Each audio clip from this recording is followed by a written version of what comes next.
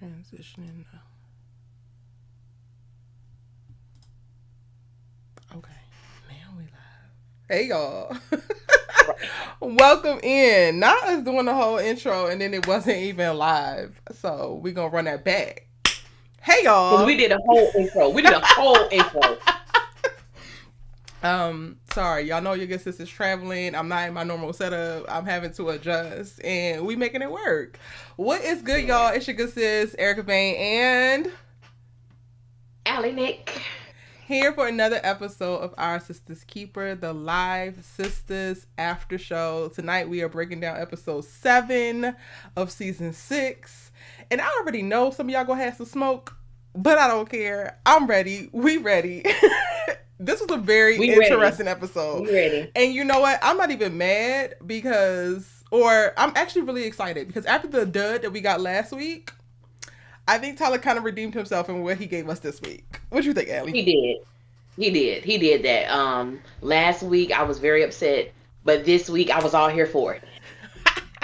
I was all here for the mess. I was all here for the rolling of the eyes that I did to many of them, but I could appreciate it because it was real. So I could appreciate it. Love it. Do you want to go ahead and give the overview? We're going to try to get back into our little flow, our little system, because it's a lot that we got to talk about today. We got to stay on track so we make sure we hit everything. It's a lot. Let me think. Okay. Well, opening up, we came in hot. We got the scene with Karen, Fatima, and ZAC at this salon, and they had to talk about what they had to talk about. We saw Sabrina, poor Sabrina, had to try to have that one-on-one, heart-to-heart with Q, which I was hoping she flipped him out that wheelchair, but we'll get to that when we get to that. Maurice, same old, same old. What else happened? Tamara came and gave her husband a lunch treat that I'm sure he could appreciate. So that was something, but she's showing out. She's showing the girls what to do to keep your husband satisfied. Andy. Anyway, we saw a woman come in. She basically shared her story, and she basically read Andy's life as well as Fatima's life. It was almost like a precautionary tale, like a cautionary tale. If you don't do what you need to do, you could become me. So we saw that. We saw Aaron get fed up, but Pam read him his rights, and Aaron didn't want to accept that. He didn't want to embrace the truth about himself. And we're gonna dig into that a little bit later. And I want to say that's all that. I don't think anything else happened. Sabrina within the episode. Sabrina. She talked to Q, had that one-on-one with him, and just pleading her case of her innocence. And he really didn't act like he cared all that much about what he was doing to her. And like I said, Maurice was Maurice. Lord, he was Maurice. He was Maurice. He was Maurice. But it was so messy, and it was so good. And I'm here for it. I'm here for it all the way. Same. Let's go ahead and read some of the comments in the chat before we really get going. We really appreciate y'all joining us tonight for Our Sisters Keeper. Let's see who we got up in here. Emma Johnson was first. Hey boo. Tracy B. Orange Pepper. Tonight's episode was definitely messy. Yes, so messy. So messy. Hi Shakana. My pretty Leo self is ready to talk all the messy shenanigans. Oh, petty Leo self. Let's go. Karen and Fatima should say our man. That is the one of the nights. I'm already going to go ahead and give that give that comment the win. Our man. You know what the theme should be for them? You remember that Moke and Steph song? Wait, what? He may be doing you, but he's thinking about me. Yeah. He's mine. You may have had him once, but I got him all the time. Ratchet and messy, but that's the vibe right now. It's giving theme song. That's the vibe right now. Yeah. 120%. It's giving theme song. Who else we got in here? Hey, Erica James. Both of them pathetic. Both of who? Y'all gotta be a little bit more specific. Hey. Drop them names. Drop them names. Not I'm still team Zatima. Oh wait, hold on, y'all. I'm having a little bit of issues. Not I'm still team Fatima. Y'all know y'all really don't have to tell us who team you are. We will be able to tell exactly who team you on just by how you talk. So I promise y'all don't have to declare y'all flags. We is not talking sororities and fraternities. It's kind of unnecessary information for me.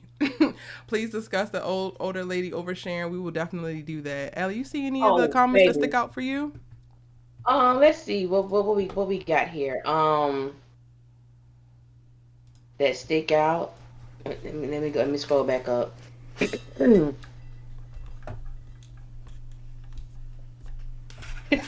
I'm over Manny Tima. And No. you know that came from Erica James. We know Oh, we know she your don't comments are miss. going to be on it. Your comments are going to be on it. Especially Um, tonight. She gave you gold tonight, baby. yeah, yeah.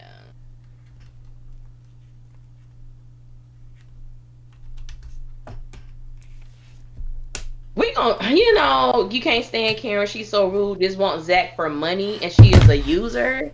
Come on now, you don't really feel that way. And if you do, why are you here? And it, but where are the basis to support that? Because the show proves otherwise. The show proves that she's not trying to get Zach because he has money. It has nothing to do with money. If the T is you just don't like Karen because a Karen took your man, then just say that, boo. I mean, I don't know your struggle or nothing, but you can just say that. Where we starting off today, Allie? I think we definitely need to warm up to the intro. So, like, let's definitely not Okay, start there. we're not going to start there. Okay, all Because right. the We're not going way to there. I was just sad, but also gasped at the start of this episode. Let's start with Sabrina. Let's go ahead Let's and start with ease Sabrina. into it. Let's go ahead and ease. Let's start with Sabrina. Y'all gonna be sick of us. Novi Brown. Novi has a way of, even though Sabrina doesn't have like a lot of depth to her character, when she is given the opportunity to go in on something, Novi just possesses a quality to really pull it really passion for her because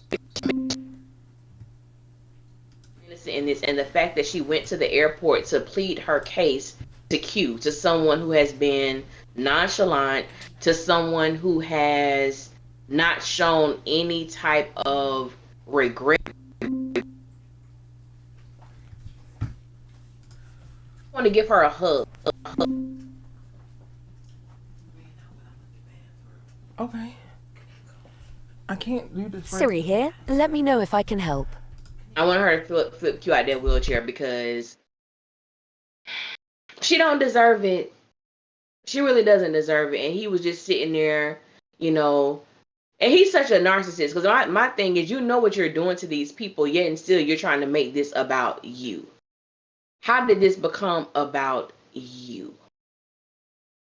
I just wasn't here for it. I wasn't here for it at all. I just,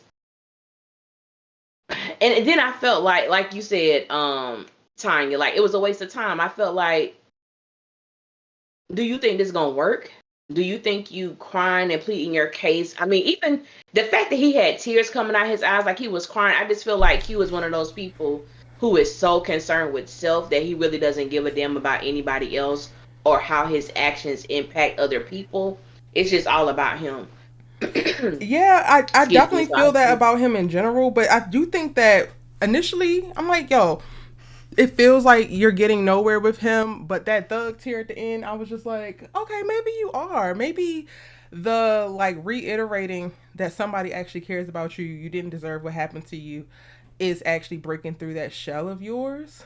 So at first I was like, girl, why are you doing this? But the more she did it, the more she talked, she really pulled me in. And that's what really just kudos to Novi, because I think that she took the material that Tyler gave her and she put her foot in it, and it made it mean something.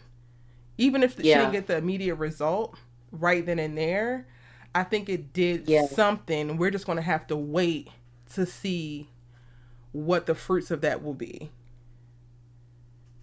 And I think when she it almost makes me feel like Q is one of those people. Cause I know we've heard the sad sob story about his growing up and how he was reared in his household, and I think sometimes it's so hard just as a person. That's why I always say this show really causes me to reflect like on myself and how I view other people, because sometimes you can meet somebody who you just may deem as an asshole and you never take the time to consider what's the root issue as to the nature of them being the way that they are.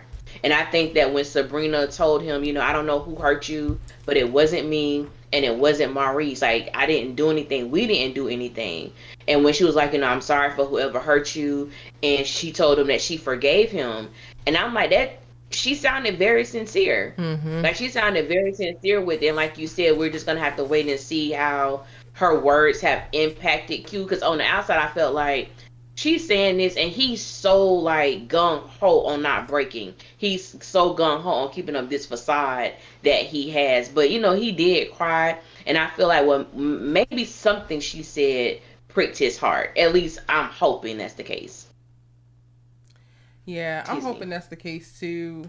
I've already done the episodes 8, 9, and 10 synopsis breakdowns on the channel.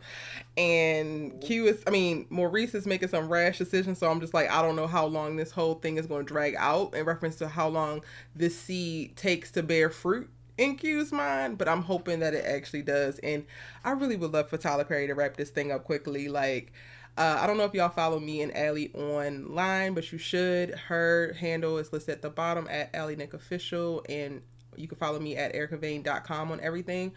And I was rewatching season 2, and I literally put on my Instagram stories the scene where after Maurice beats up Alonzo in that season, he comes home, and then Sabrina is showing up at his door drunk because she saw Calvin with this other girl. And then Maurice tells her about how he beat up Alonzo, and then he pulls up the security footage on his on his computer remotely from the bank. Yeah. That's how they saw that Alonzo was still there. So I'm like, Tyler Perry, you didn't shot yourself in the foot now, because I totally forgot about this. Why are we still worrying about these pending charges when all Maurice got to do is pull up the security footage to show that that Q brought him over to the bank at gunpoint, put him in there, like pushed him in there, and facilitated this whole thing? At this point, we're just wasting time. And Novi is giving us great performances with this horrible material. So imagine if we actually gave her a good storyline. She would eat it up. She would eat it up. Leave no crumbs. And leave no crumbs. She's that good. Yeah. Like, she's that good. She probably has possibly one of the worst storylines for the past 2 seasons. And this scene here, it almost made me like, okay, it was like redemption. Mm-hmm. Because the way she was able to convey just her like innate feelings to Q, even if she felt like it wasn't getting through, it didn't stop her from being extremely sincere about what this is doing to her, like how it's affecting her life, her future, all of this. And when that dude said, and I deserve this, I wanted to punch him in his throat, because I'm like, how did you turn this to be about you? And he really made me think he's just one of those people that just go through life dogging people, doing people wrong, and somehow he's always the victim. He's always the victim. But it's sad to say. Well, I ain't gonna say it's sad to say, because I really do try to look at people like everybody deserves to be extended grace and redeemed in some type of way. And his ass need to be in prison. But I ain't going that far. His ass need to be in prison, but I would like to see him like make atonement for what he's done, because I believe he can do it. I believe it's in there. It may be small and minute, but I believe he does possess the ability to do so. Yeah, I agree. He can. I mean, honestly, I agree with you 100%. And also, Q has past the line of like ever redeemability for me. So like him and Gary are pretty much in the same boat, but like at least make a graceful exit out of the series with a little bit of your dignity. Bow out gracefully, Q. Bow out gracefully, Q. Yes, I agree with that. Okay, so Sabrina had this moment with Q at the airport, and shout out to Danny for just standing there and being supportive. Like she didn't need to do too much, she didn't need to say too much, but she sat there and she supported her friend, and she was emotionally affected by her friend. So we're gonna go ahead and make a note of that, because y'all, somebody got mad at me over the weekend and said I don't talk about Danny enough. There you go. But and also tied to that storyline, it is Maurice and what he got going on. So how did you feel about that, child? I'm so tuned out. I'm gonna go ahead and just tell you first, because I feel like you're gonna have way more to say than I will. I am so tuned out when it comes to Maurice. I don't give a damn what he's talking about, what he got going on, and that's pretty much it for me. Well, we share the same sentiment. Maurice is just one of those. I'm just sick of him. Like I almost feel like, what the hell is he here for? I've gotten to that position with him, because initially, okay, your outburst was cute, funny, maybe. I never really have been too fond of his character, but it's like as of late, I'm just irritated with him. I roll my eyes almost every time he pops on my screen. I don't care for Maurice. And I feel like he's one of those people where, especially going back to Sabrina, I'm gonna tie her into this girl has done so much and did so much to try to get him out, and he belittles her, he talks down to her. To me, he's hella disrespectful towards her, and she really doesn't say anything. And even like on tonight's episode, when they were at the law firm, and it's just like the way when she started talking, he was like, well, just blame me. Like, it's your fault. What do you mean? Oh, there she is. And it's like, I'm trying to understand, why do you feel it is okay for you not to take responsibility and accountability for the things that you did? And then when somebody brings it to your attention, you want to stop the conversation. And then, oh, there she is. I'm like, well, what did you mean by that? Like, oh, that's the real you. That's really how you feel. Well, damn it, you shouldn't have done what you did. You brought this storm into our lives. You did.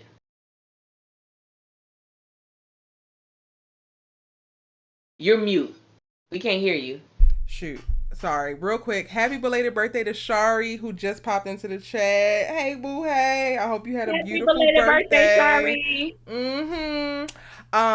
Yeah, exactly what you said. Like, Maurice, you don't want to be accountable to this horrible decision that you made that's affecting everybody's lives, and nobody is trying to blame you, but you put people in a certain position when you completely avoid and act like you have nothing to do with it, and you're this big victim out of this whole thing. Meanwhile, the actual victim, Sabrina, is busting her butt to try to put y'all's life back together, and then you making her life hard when trying to do that. It's like, at this point, nobody is trying to put this whole thing on you and like blame you per se, but you still need to be able to be accountable and take ownership for your poor decisions. Absolutely. Now, I didn't catch the beginning when they were at the lawyer's office. What the hell happened there? Because I was like listening, but not really. It was just him saying 15 years. Again, we're in the same boat. The lawyer had another meeting to go to, and I think that's when Maurice brought up that he was going to have Q, like his cousin, deal with him or something like that. And Sabrina was telling Calvin, like, I can't talk to him when he's like this. Like, and that's when he was like, oh, there she is. Like, blame me. Like, put the blame on me. And it felt like Sabrina had more to say, but she stifled herself from maybe disrespecting him or whatever the case may be. And I'm like, no, pop off. Please. Pop off, sis. He needs to hear it. Like, your life is in jeopardy. Your career is in jeopardy. All of these things. He needs to hear how you really feel. Mm-hmm. Like, he really does. Like, don't stifle yourself for Maurice, not none other time. We are in pop-off season, according to me. More people need to do so. Free yourself. Free yourself from the shackles of respectability and politeness and blase. Because you've already been too nice. You've already been too gracious. Way too. What Invo said, free your mind and the rest will follow. I love it. The rest will follow. You always have a song quote to go with this. Listen, My friends call me the human jukebox. I have like millions of songs in my head. It don't make no sense. I love that. It don't make no I feel sense. like I'm like that for movies. Like I'm forever using a movie quote in real life, and people just be like, "Okay, Yeah. girl." But That's before we get off hilarious. of Sabrina and Maurice, we gotta go ahead and mention Calvin because he's kind of here every step of the way. I personally am like, I get the support and all of that. I don't know why Siri keeps trying to run, but whatever. I'm sorry. But I just want, low key, I want Tyler Perry to do something with him and his story or get him off my screen. Because at this point, I'm tired of seeing characters that's not, like, I get the story and support, but also he just giving, yeah, I don't know what to do with him either, every episode. And I'm just like, so we just gotta watch you fawn over your ugly furniture and then say that you don't know what to do with Maurice? Like, okay. Yeah, I agree with you. And my thing is, Calvin to me has a whole story that Tyler has not presented because from what we know, Calvin has a crazy baby mama. So why isn't she in the picture? We've never seen you with your, like, he needs to do something. And then I was a little confused, and y'all help me out in the comments too, because when we were first introduced to Calvin, I thought he had his own construction business. Now he's in real estate. When did that happen? Well, I mean, technically, construction is real estate. It's just not like a real estate agent. Okay, that's where I thought he was. That's what I thought he was saying, that he was a real estate agent. When he was trying to, but I don't know, because I'm like, he's never made that reference before. I don't remember. It was always construction. Then when I heard real estate, I'm like, what is he trying to say? But that goes to show how confusing his character is, because we don't know. We don't know. Like, I don't know his purpose. I'm not here for Calvin and Sabrina rekindling anything. I do not like them together at all. Really? At all?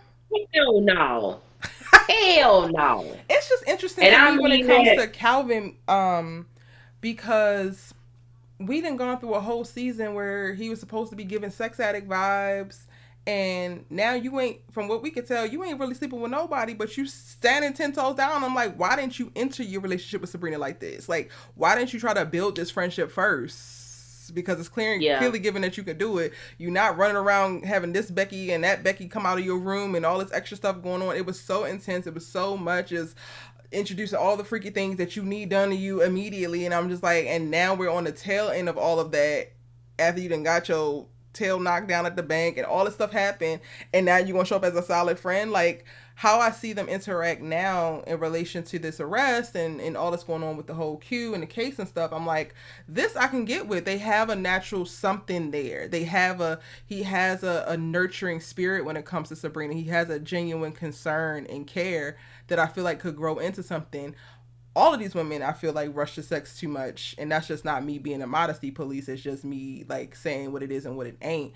But I am more into the idea of Calvin and Sabrina now, in them actually developing a solid friendship and communicating with one another about life and not just sex, than I ever was before. See them being friends. I don't have an issue with them being friends. I think they make really great friends. I just don't think they make really great partners. I don't think they make great partners at all. I believe that Sabrina still has her hesitancies when it comes to him, and I think as long as that's there, they're never gonna be great together in that capacity. And I just believe that.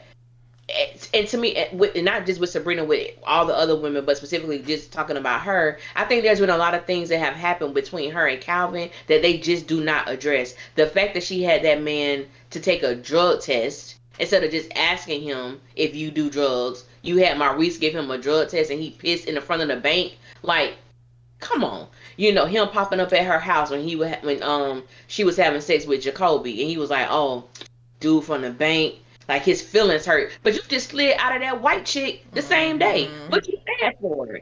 So there was just certain things that I have always felt like with Calvin, like, you do what you want to do, but if Sabrina entertains someone else, it's a problem for you. But you getting your rocks off and being in bed with it, like, I don't know. I definitely just, I'm not gonna totally disqualify him, but that's a huge con for me when I look at Calvin. But I think as a friend, I think he's great. I think he's a great friend. But anything more, I don't see it. I mean, I also think that that's what's tea with a lot of men. A lot of men want to do something, but then same thing get done to them and they can't handle it. We seen that play out with Zachary Taylor. Like, let's call it thing a thing. Have this week. He is the poster child for that. And real quick, Joyce, he actually does have a son. I know that you guys might not want him to, but you cannot like revise history and then just say it on the internet and expect it to now be facts for everybody. Calvin does have a son. He told Sabrina about this son when he first met her, and also told her about the crazy baby mama. So that is a thing. You can go back and you can watch the series and you can get that confirmation for yourself. Dee Taylor, yes, you're hearing news that there are new writers and characters. I actually have full breakdowns on all of that, on the 28 new characters that's going to be in season 7 and the 5 new writers who are writing the series. So this season, if you guys are paying attention at the start of this episodes, we get the credits, right? Tyler Perry is only listed as writing and producing. There's a guy named, or a person named, I don't know if it's a guy or a girl, named Armani, who has been directing. So Tyler Perry has slowly been pulling back the reins when it comes to handling Sisters. And next season, season 7, we will see the new writers take over. We don't know if Tyler's not writing anything, but for the most part, each of those writers are at least writing 2 to 3 episodes each, and it's 5 of them, so that's at least 15 episodes. So Tyler Perry will be writing a lot less next season.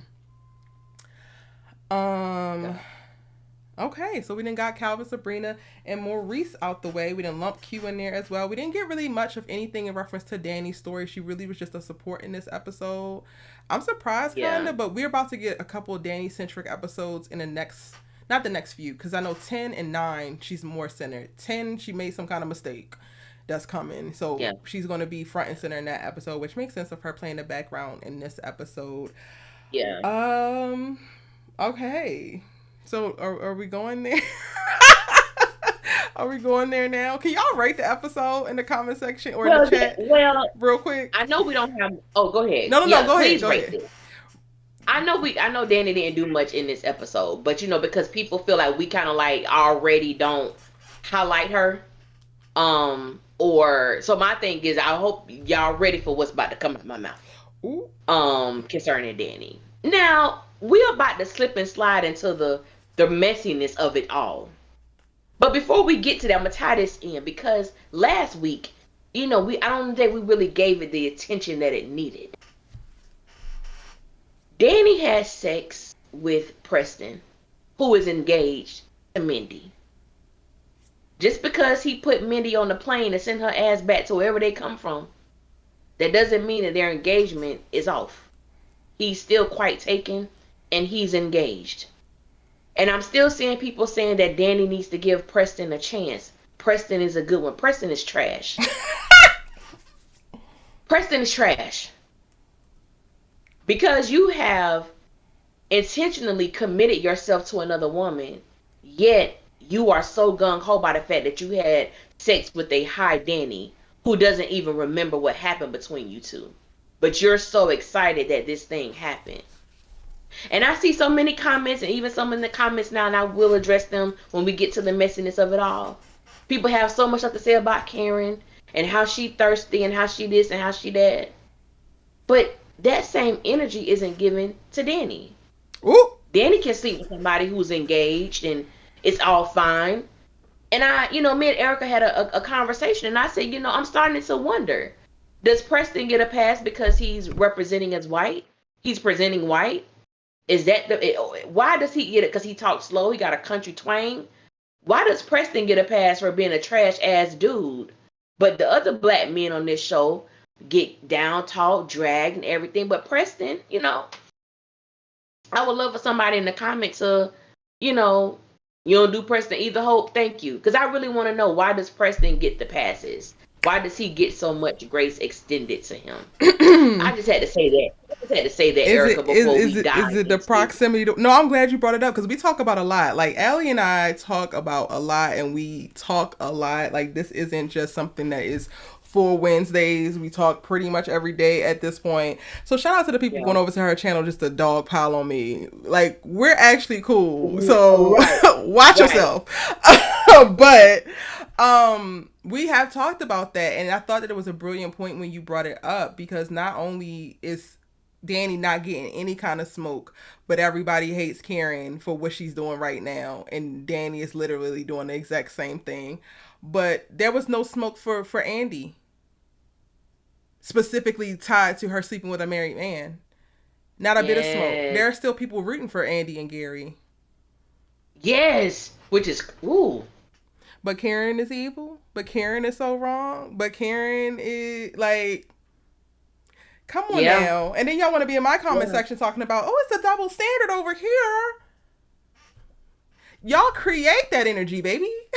Y'all create that energy. Y'all create this space online where you think it's okay, and not specifically the people who are necessarily here right now, because everybody in the chat are subscribers of mine who probably know how we get down. But there are tons of people who watch our videos who can't comment or can't visibly comment or don't have access because they didn't have that shit revoked, because they're bullying people on the internet because they have created narratives in their head that things are actually one way, and it's okay for Fatima to do something. It's okay for Andy to do something. But as soon as the darker girls do something, as soon as the bigger girls do something, oh no.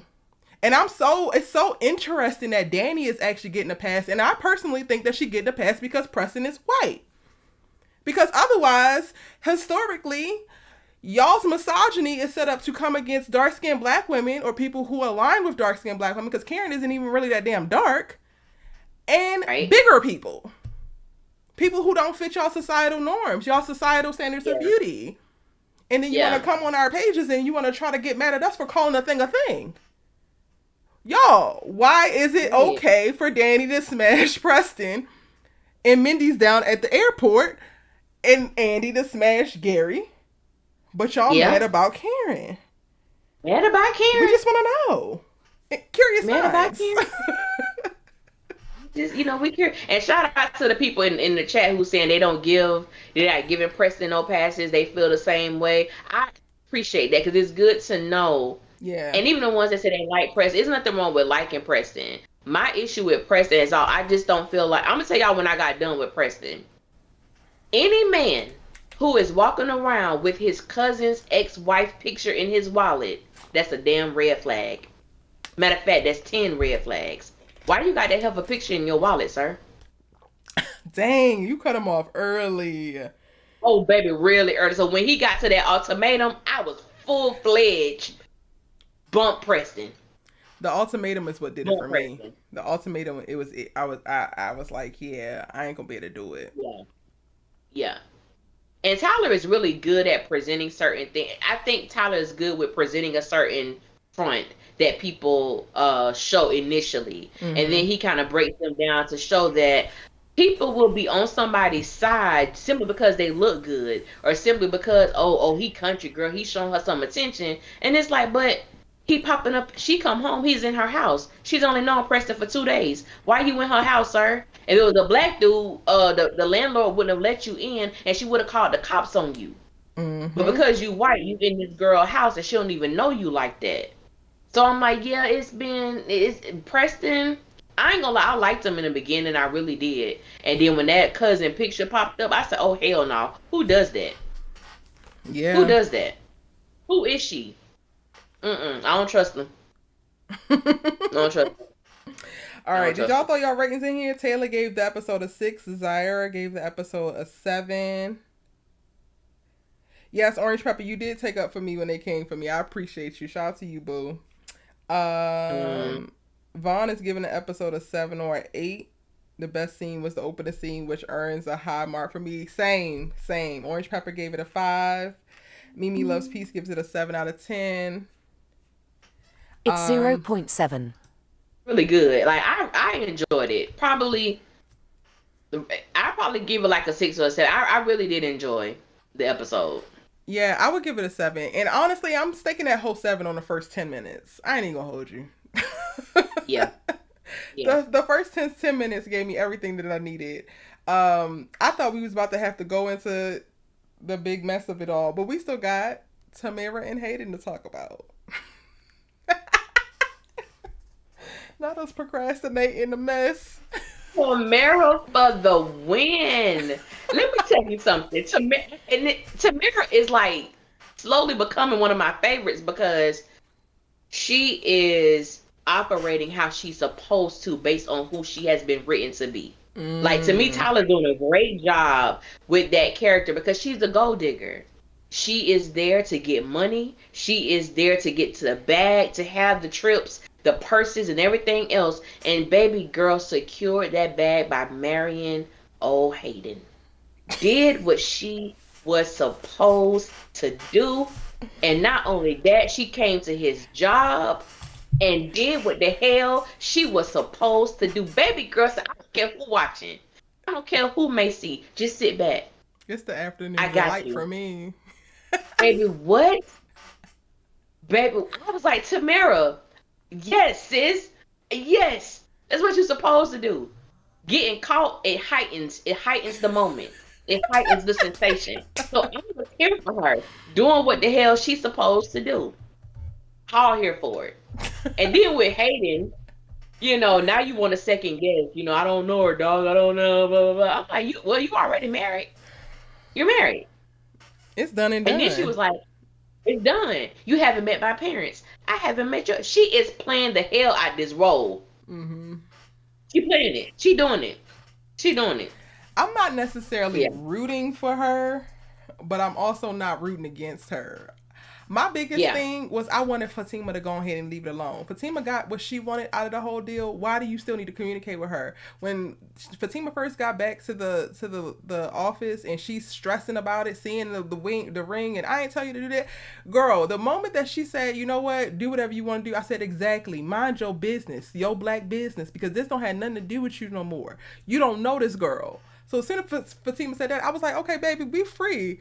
Tamara, do your thing. Do your thing, 21. Like, you got it, girl. You got it. Yes. Yes. She did that. She looks amazing. She did that. She understands the assignment. She's a bitch that stays focused. So at this point, maybe Allie just recruited me because I guess I'm on Team Tamara too.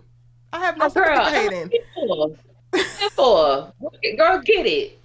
Get it. You ain't supposed to have no morals. You're a gold digger. You don't have no damn standards. You don't have no standards. You don't have no more. That's not how you were presented to us. You're a gold digger. And not only that, you're the best one that Madam knew. So you doing what you supposed to do. You doing what you're supposed to do. Period. That's how I feel. Get it, girl. Get it, girl. Then Gary behind pops up. First of all, either Andy wasn't sucking you right, or you couldn't tell by Hayden's body movements that something was going on underneath this desk. Because why would you, man, what's going on? You looking kind of, you don't look well. Something's not right. You're damn right. Something very right. You just ain't supposed to be in there. Then, for him to walk his behind, I said, that's what you get. I hope you saw everything. Ain't nobody tell your nosy ass to walk behind that darn desk. Nobody. You could have handed that thing right from there. You could have. Just put it down. That man said, give me a minute. About 5 times. About 5 times. And it's funny because I know some people don't like Hayden. But you know what, though? I like Hayden. I like Hayden. And I like him because he's true to his role. Like, when he flipped, when he turned, Hayden has been... And there have been times, definitely, I feel like seasons 4, he saved some of the episodes for me. Really? He saved some of the episode when he was really like getting on ZAC. I'm like, he's been that irritant. He's been that agitator. Like, he is really pushing forward like what's supposed to happen. Even though he is annoying as hell. I mean, Chris Warren is amazing. To do it. Chris Warren is amazing. He's amazing. He is. He's the only thing that makes Hayden like watchable, and it's as much humanity as can be given to Hayden, Chris gives it, right? I think in just knowing myself, I don't like Hayden. I like him more, but still don't like him. So like on a scale of like 1 to like roasting fiery hell, I'm like, all right, just cut the thermostat down to like 198 versus it being at like 250 in hell for him, but he's still in hell for me. With Tamara, like you can be at 198 with Tamara, but Hayden, he represents the type of guy that I just think is the most disgusting and deplorable. Like men who find validation in belittling, trying to control, weaponize your masculinity against women just because they won't sleep with you are the worst kind of dangerous men. Like him, characters like him, Gary, Amp on All the Queen's Men. Ooh. Y'all, I got a bunch of All the Queen's Men videos dropping soon, and season 3 comes back July 20th, and we will be going live about that. But those men get under my skin, and I really need to unpack why. But I feel like those men are some of the most dangerous men. So I could just never be able to trust a man who will show me his true colors, are that because I didn't want to sleep with you, because I didn't do what you told me to do, now you're going to wreak havoc and try to ruin my entire life. Like, yeah, I'm good. I would rather end you first. Oh, absolutely. So I don't know. I could never really root for Hayden, I don't think, just because he slipped too easily into that incel role. And the way that he came after Fatima and the way that he felt so entitled, it just mirrors so many men who are like knee deep in the patriarchy, who don't feel like they actually have to earn a person, a woman, don't have to bring much of any, like the fact that you're a man is enough. Like, because you got this penis, that's enough. Meanwhile, you got the personality of a thumb. Like, no, absolutely not. So, I mean, by all means, I'm glad that you like Hayden, but I can't do it, girl. I'm no, always no. root for his... Let me be specific. When I say I would never,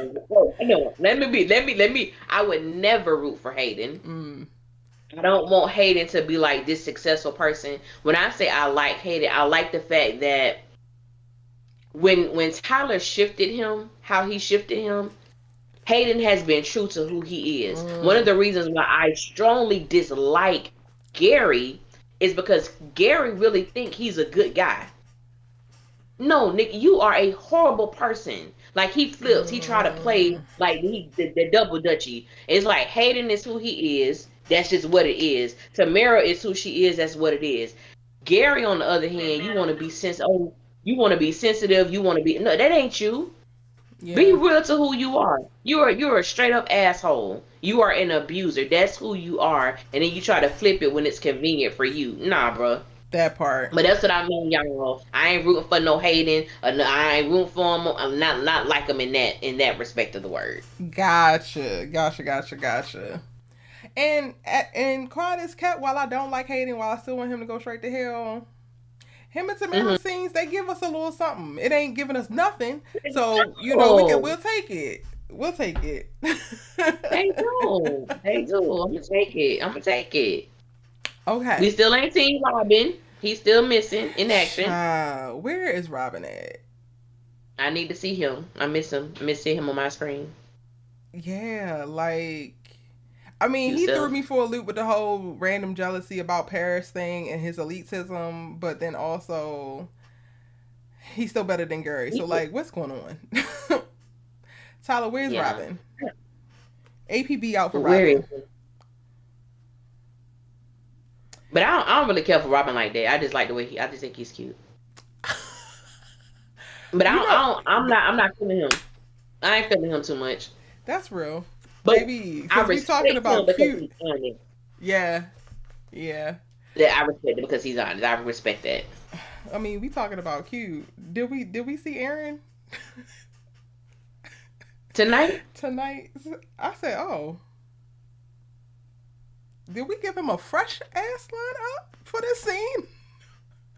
Aaron was on one tonight. So that's what we going down? We going to Aaron? I don't know where we going, honestly. Like, we about to head into the deep end, and y'all about to feel away about me. Into the deep end. And please like these comments up, because I want to know how y'all feel about this. Yes, and y'all, we are going to open it up for you guys to come and share your thoughts as well later on in the episode. So stay tuned for that. We're going to be able to actually bring you up. If you're not already, jump into my Discord so that you can be prepared to join the conversation. Ooh. Orange Pepper was all up in our private conversation. What? She said Tyler is going to ruin characters to make ZAC and Fatima look good.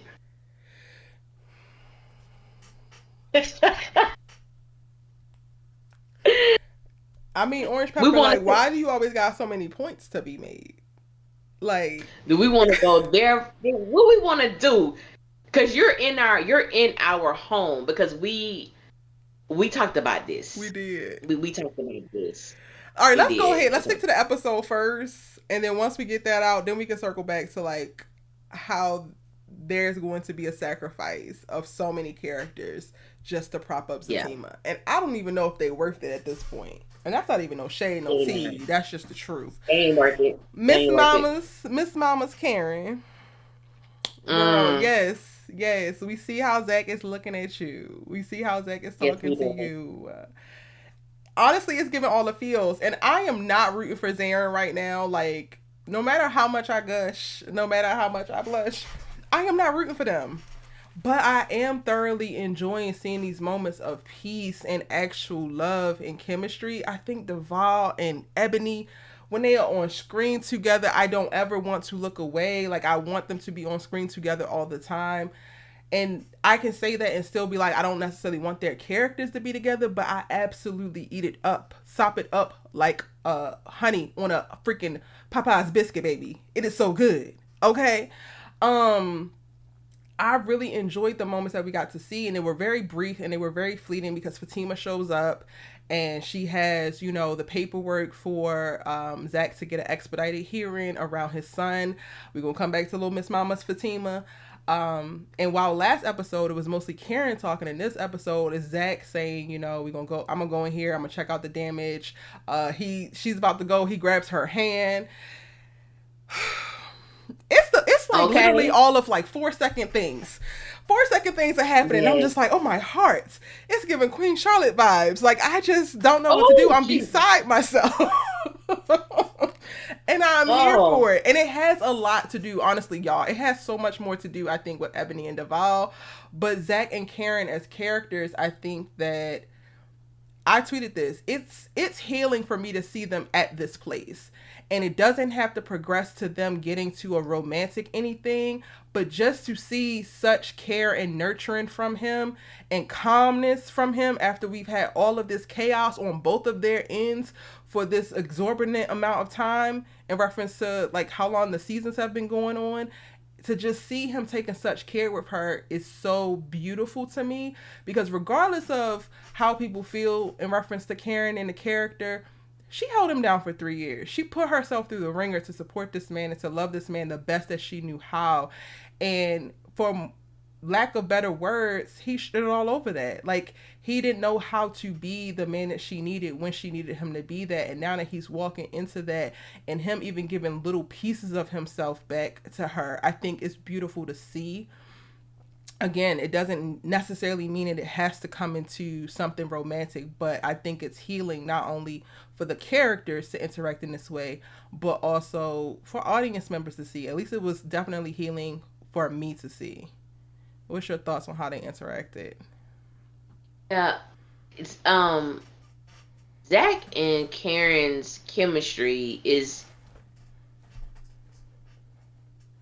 so fiery.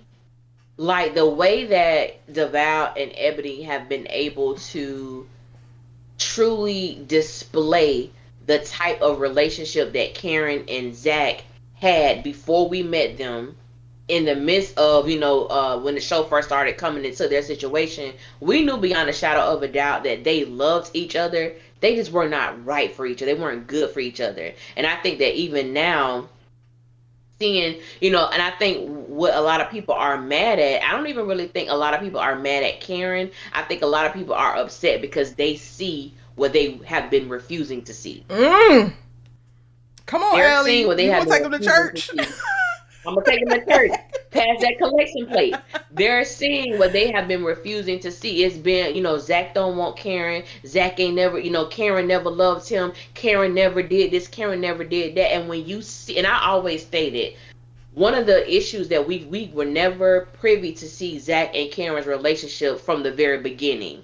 We were able to see ZAC and Fatima's relationship in the beginning, so there's a whole part that we missed, and the little googly eyes, because they were flirting over the phone, all them little flirtations, we were able to see this is how they were in the beginning, before ZAC started cheating, before, you know, his insecurity started showing, and whatever she may have done in the relationship as well. This is what it was between them.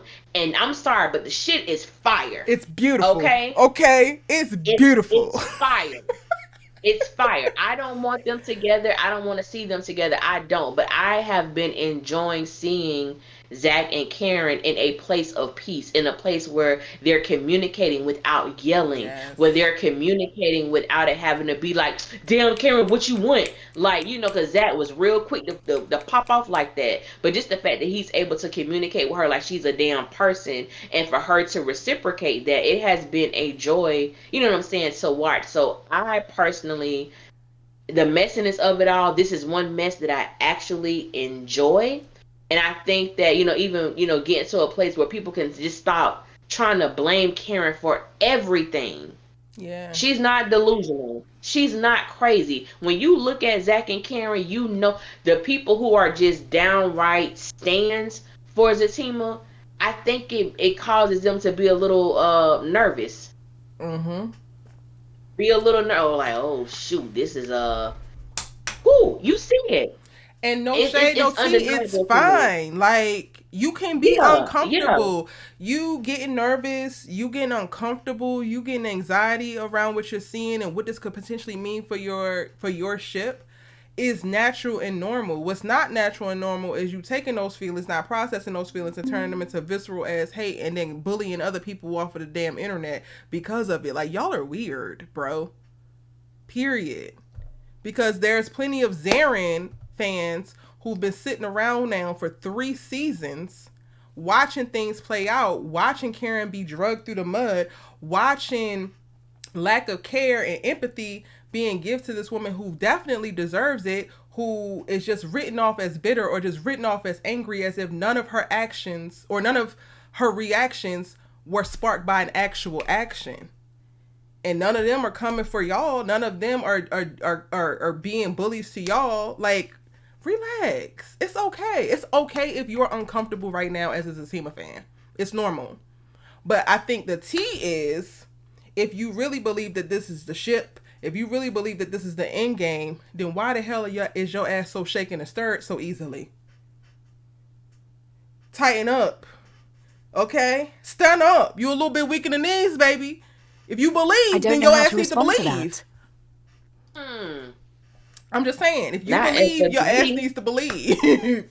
If you stand Fatima down, you believe. They got this, the way that y'all come into my comments, and I've seen it in Allie's comments, and y'all just want to fight for the right to like stand Fatima. It's like, who are you trying to convince? Yeah. You don't have to convince me. I promise you, if you are a fan of Fatima and ZAC and all of that, that's perfectly fine. I'm happy for you. I'm not a big fan of Fatima. I do like Fatima. I ain't too fond of ZAC, but I've been riding for him these past 3-4 weeks now, and it's disturbing my spirit a little bit.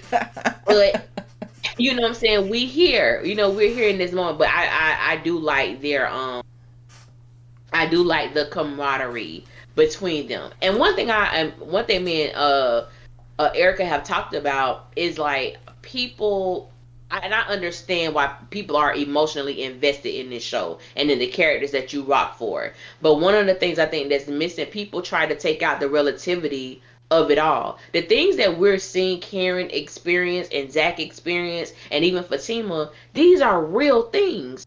These are real emotions that people go through. If I break up with my man of 3 years and it's only been 6 weeks and I got to see him fall in love supposedly with another woman, get engaged to another woman, and I know our cycle, girl, he'll be gone for 3 weeks and he come back, but oh, this is different. I wasn't expecting this. And I also wasn't expecting for another man to come into my life and show me something different. I wasn't expecting these things to happen. So now I'm emotionally unstable. I may be a little confused about the direction that I want to go. And now the man that I love, who I believe I'm pregnant by and I want a family with, now he's showing me the attention that I've always wanted him to show me. Now he's doing the things that I always wanted him to do. I know that I'm going to feel like but I want that. So I think that how Karen feels is real. And I think people just get so angry. And it's like, let's be real about it. Like, I'm not saying that, oh yeah, Karen, go and spread them legs open for ZAC. I'm not saying do that. You know what I'm saying? I'm not saying do that, but I understand how one can feel, and everybody is not equipped emotionally to just be like, oh girl, he don't want me no more, then bump it, I'm done. Yeah. You have some women like that, and then you have some that are not. I just feel like what we're seeing is just real. And I'm gonna go to a comment real quick because Demetria says we're going to agree to disagree because I don't want them to hate one another, but I don't think that they're good for each other. Just my opinion. So then this is where I struggle because were you listening? Allie literally said that she don't feel like they're good for each other. We both said that we don't actually want them together right now, but just seeing, like, it really gives sometimes y'all don't be listening, so we're not actually disagreeing. But because you, like, I guess cut your ears off at the moment of anybody saying anything positive or neutral when it come to Karen, now we disagree. Some of y'all be arguing points that nobody ever made. And that's not to, like, single you out, sweetheart, but it's to, like, call a thing. And you're in the chat, so I'm assuming that you wanted to have this dialogue. I don't know. Did I read that wrong, Allie? What you think about that? If she's pertaining to what I said, like, we on the same page. We're not disagreeing. Like, we're not disagreeing at all. I don't want them to hate each other either. I don't think they're good for each other. I don't want them together. Like, I've said that several times. I don't want them together. Yeah. And Tina Solomon, Miss Ma'am, please stop with the acrimony because I'm over it. I wish Tyler Perry would have never gave y'all that movie because y'all can't let it go. Even with acrimony, like, quiet as kept, y'all want to be mad at Taraji's character so damn bad, but that boy was raggedy. That boy manipulated her, used her, and happened to make it big. Straight trash. And then discarded her. He was straight trash. She had mental issues and things going on, but the shit didn't come out of nowhere. Like, y'all gotta stop. And I think, see, me and Allie talk so much, and thank God for you, honestly, Allie, because you helped me not go insane. I literally been quoting Cardi all week. I'm like, I'm losing my motherfucking medulla, bitch. Like, Allie be keeping me so grounded because she be experiencing and feeling some of the same things in reference to communicating with our audiences and with people who are not necessarily in our audiences, but want to come and say how they feel and use our platforms to get whatever off. But, like, I go as hard as I do for Karen because I feel like I'm going hard for Black women. I'm going hard for what Karen actually represents. And I don't think that we're giving Black women enough credit, enough grace. And, like, why y'all want to throw around movies like Acrimony? Like, where's the empathy for the Belinda character? Y'all want to get off this one-liner and, like, acrimony, throw the Black girl away, she crazy. But what actually happened to create those conditions? Black women for decades have been struggling and having to be strong and being discarded and not able to be vulnerable or soft or find support in anybody other than them damn selves. And then y'all wonder why we hard. Y'all wonder why we gritty. You wonder why we're rigid. Yeah. You might not be able to give the Black women in your life or yourself grace and sympathy, but I'm going to go ahead and give grace to mine and me.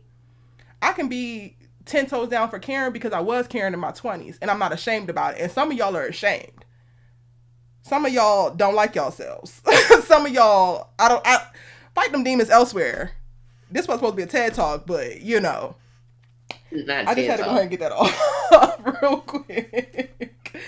But going back to the episode, we're loving, we're swooning, we're enjoying all that Zarin is giving. And no, it is not Zarin. Come on, Pam, we already got a name. Stop messing up the flow. Like, Pam, take that ugly tip name back. Don't nobody want that. Don't nobody want that name. Where you got that from? Girl, it sounds like a type of fish. Girl, I can't. But Pam was on it. Pam said, well, I'm going to go because y'all ain't got no place to help and you already pregnant. I said, damn. Pam has just been, I am enjoying the Pam character. Aside from her not cutting them damn curlers off, I am enjoying what Pam is bringing to the table. Because not only did she got the comedic relief, she also had the sensibility and to speak the thing and call a damn thing a thing. But before, I think we should save Aaron for last. Okay. Let's go ahead and move on to the little walk up from Miss Mama's Fatima. Baby. First of all, Fatima, why your ass showed up? Zach came to the law firm earlier that day, but you ain't had no words for him. Them papers was ready then. You only came there for a signature. That's it. You came there for a signature. He could have signed that when he was there, but you didn't want to talk to him. That ain't why you came up there. I had an issue with Fatima in this scene. Because she came up there, well, I'm worried about your son right now. Is your son not a priority? He is. Is he? Don't do that. Karen.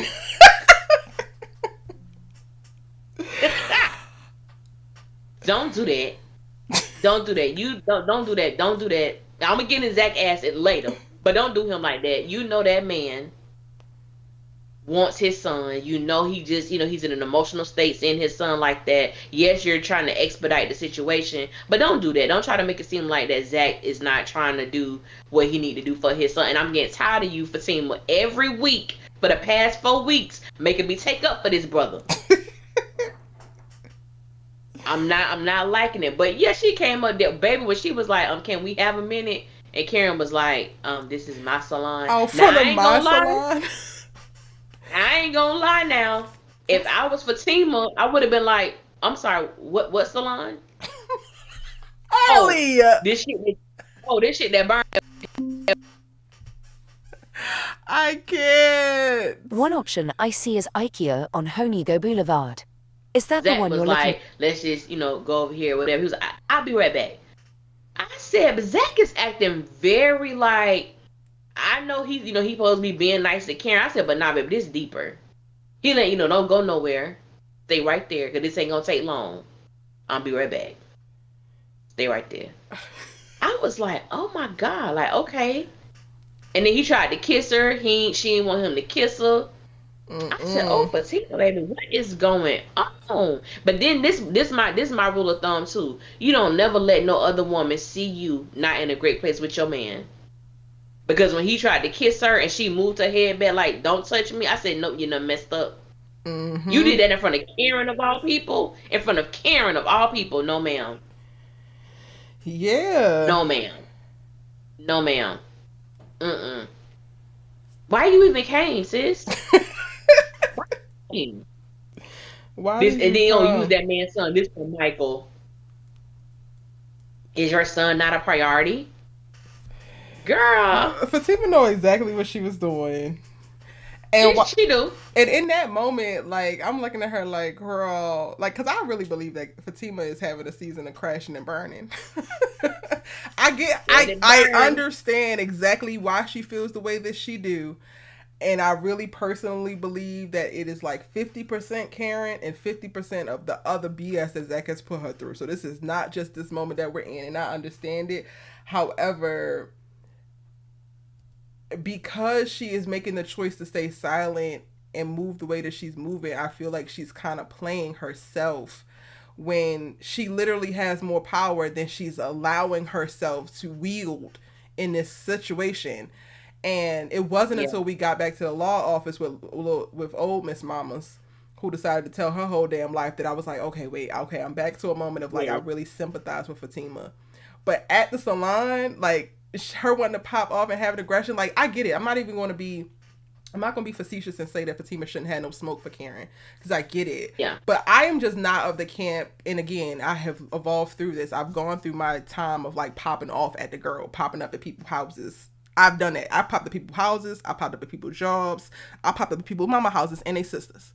I have done it. So I get it. But like at the age that these women are, your focus, your communication is to Zach. Karen owes you nothing. Period. Karen owes you absolutely nothing. And quad is kept, you actually like Karen. Karen actually likes you. So like y'all two actually battling it out over this penis is annoying at best and dumb at worst. Like deal with the man. Just like I feel like Karen is doing that. Like she's not, I was just like, Karen, you ain't gonna say hello? No, she not gonna say hello. Okay, cool.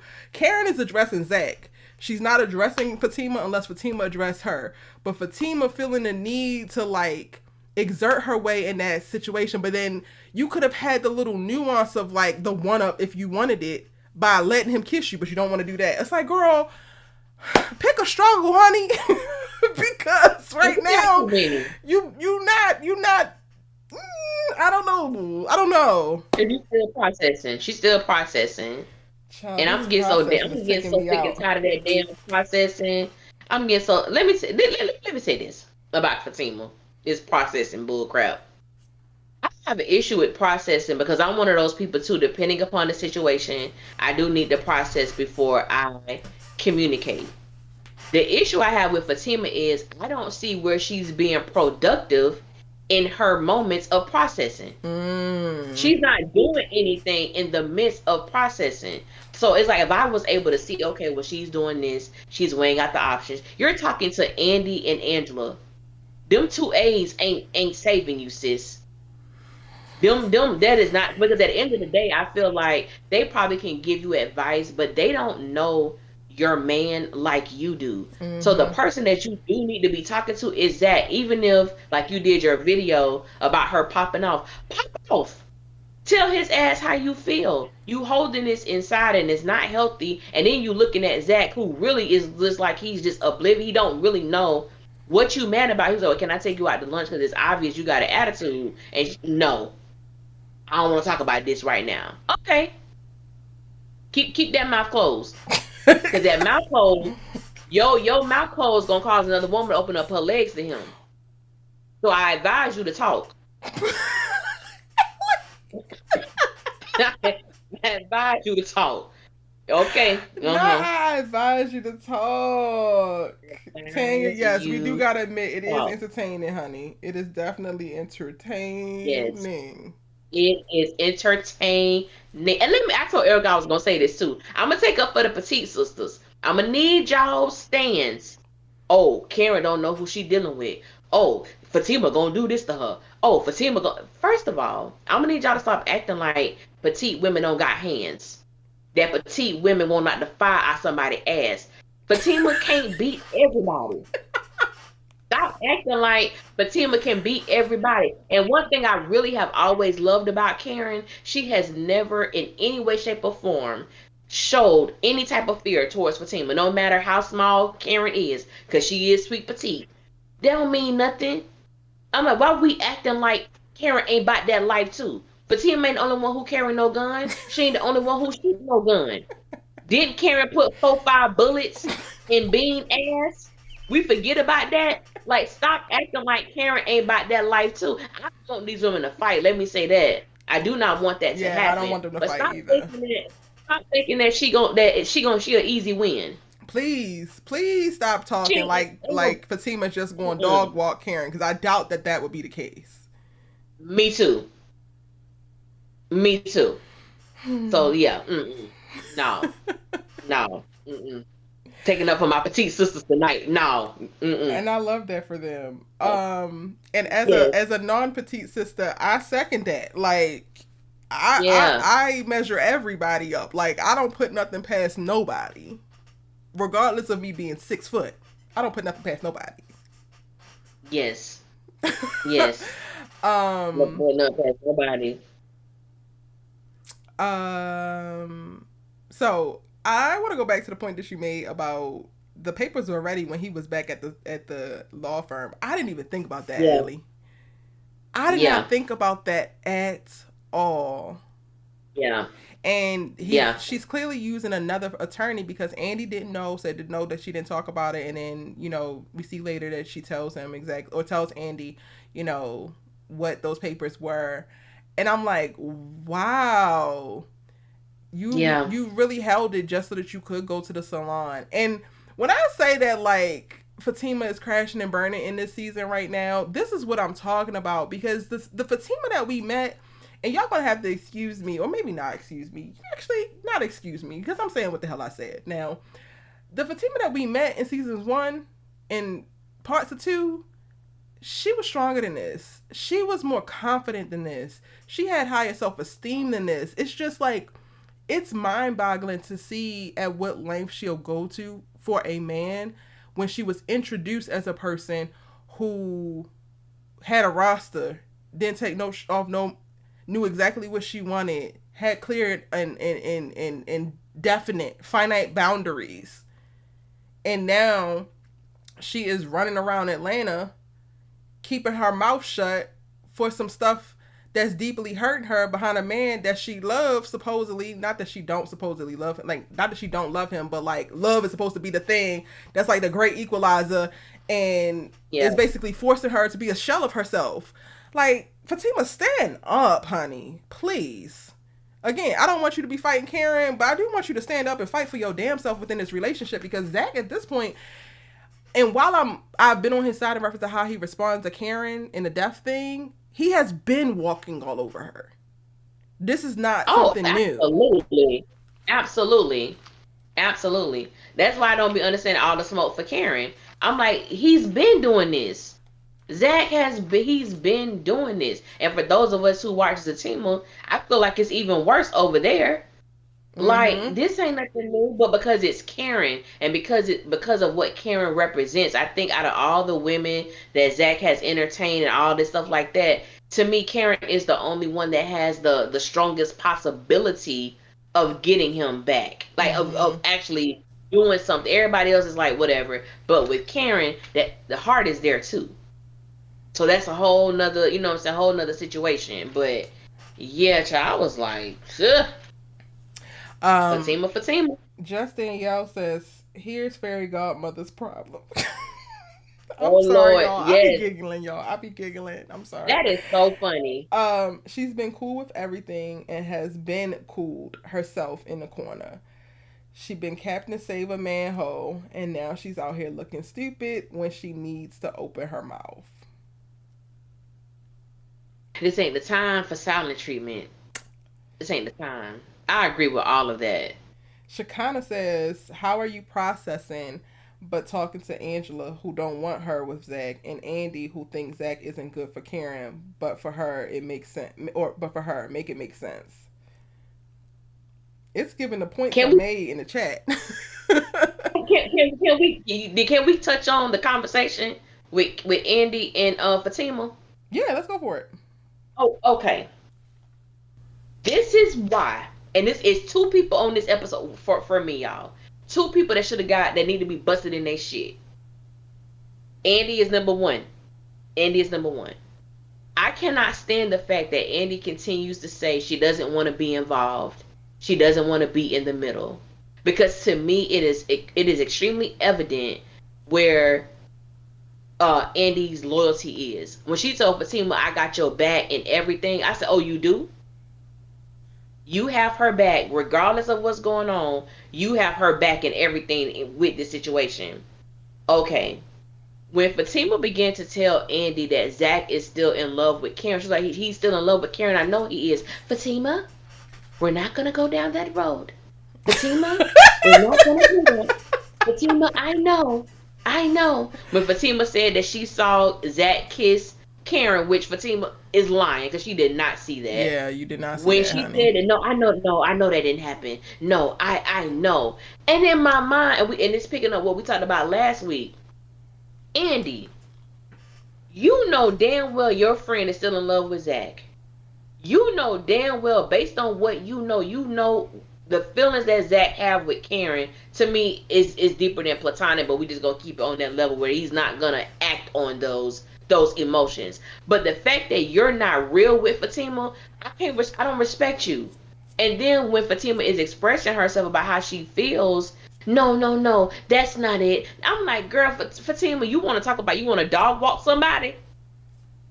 That's who you need to dog walk, because Andy ain't no real friend. But why are you not being honest with her? Why are you not being sincere in the things that you already know?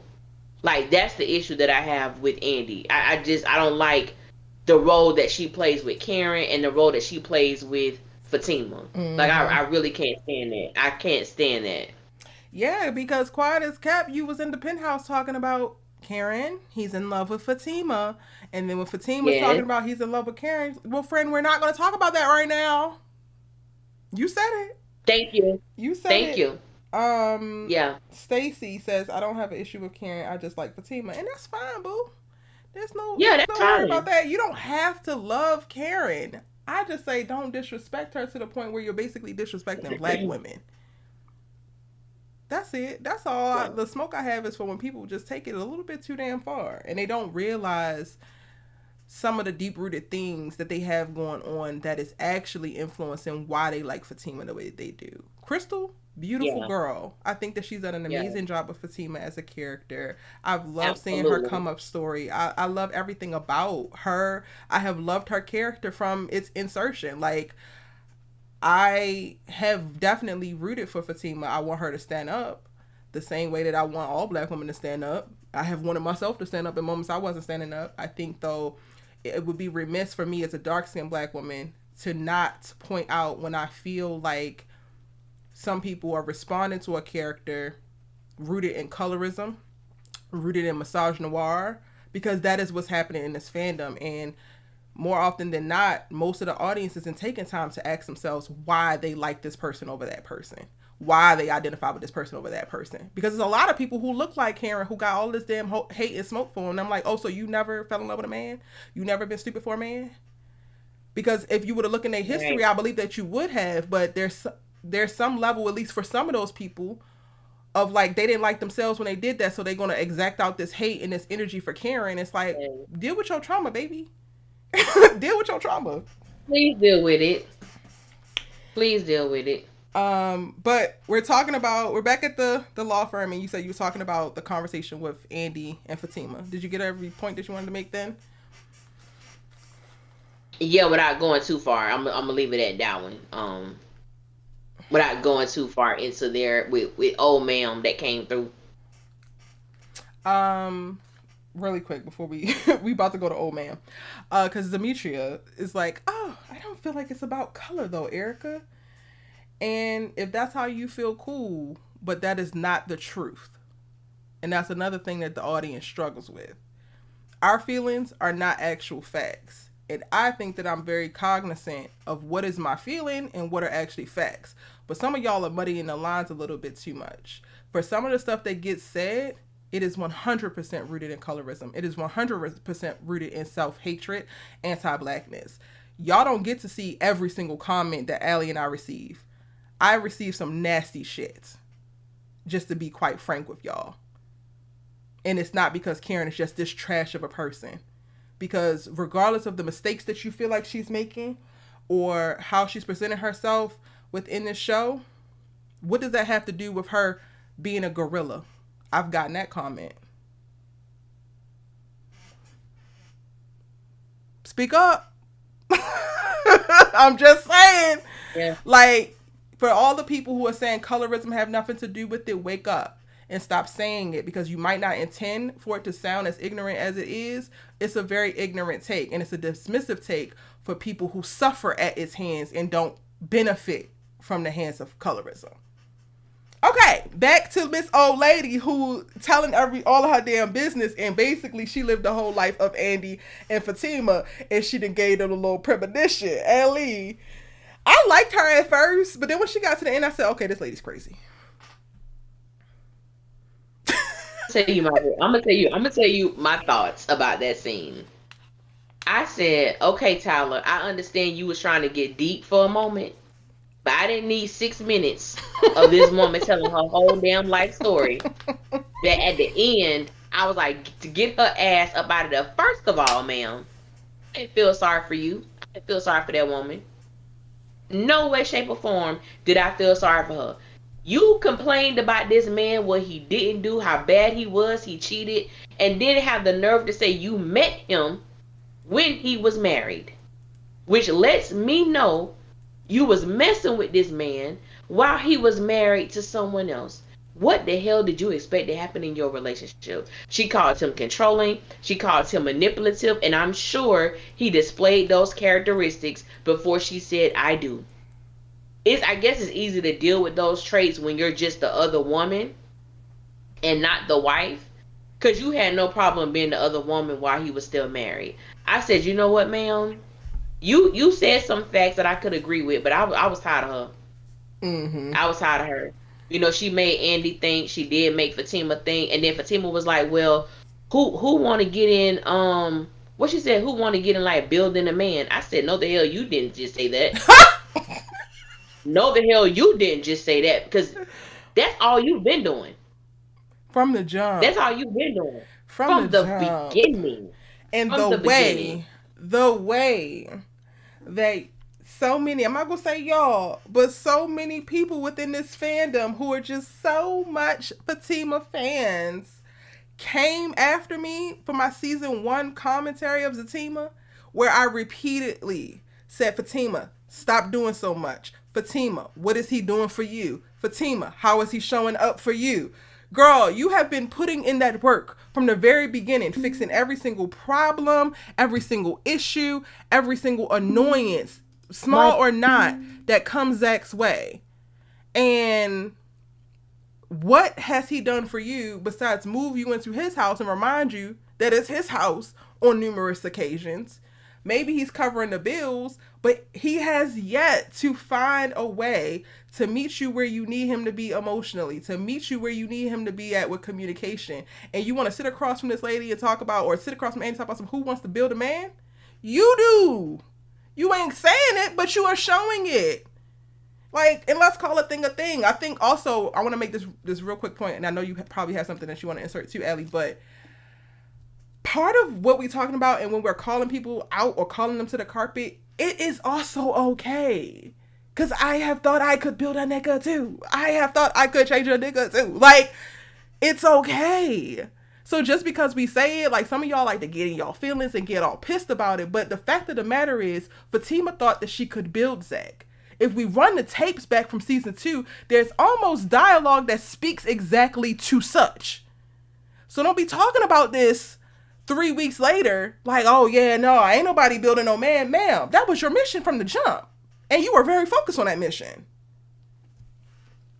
Yes. Yeah. I agree. I agree with everything you said. And then my thing is, like, and let's be honest, when you look at like some of the comments on both of our channels, Fatima built him up. Fatima built him up. Mm-hmm. They love saying that. Mm-hmm. They love saying that. But now that Fatima has asked that question, now it's well, maybe, we're gonna retrieve that. Let me control alt delete. Maybe she didn't. Like, it's like, no, that's what y'all been saying from the very beginning. Fatima built him up. Now all of a sudden, because she's refuting or rejecting that concept, now people want to change their no, keep your same perspective of Fatima building Zac up, and it goes back to how people view. Some people say that they like Zac better with Fatima, and that's fine. Mm-hmm. Karen did X, Y, and Z, and when I tell y'all, and I on my channel, I have been very like graceful. I don't really cuss nobody out. You know what I'm saying? No, that's what Erica do, and that's why y'all go to her. That's why they come to your channel, though, Allie. They come to your channel to say, Erica cussed me out, Allie. Oh my God, Erica just cussed me out. I don't know why Erica said what she said. All I went over there and did is said that Karen is the scum of the earth and that all bitches who like Karen must die. And now Erica cussed me out, and Allie, I don't understand. I'm sorry. That is funny. Because I get with him. I got a smart ass mouth.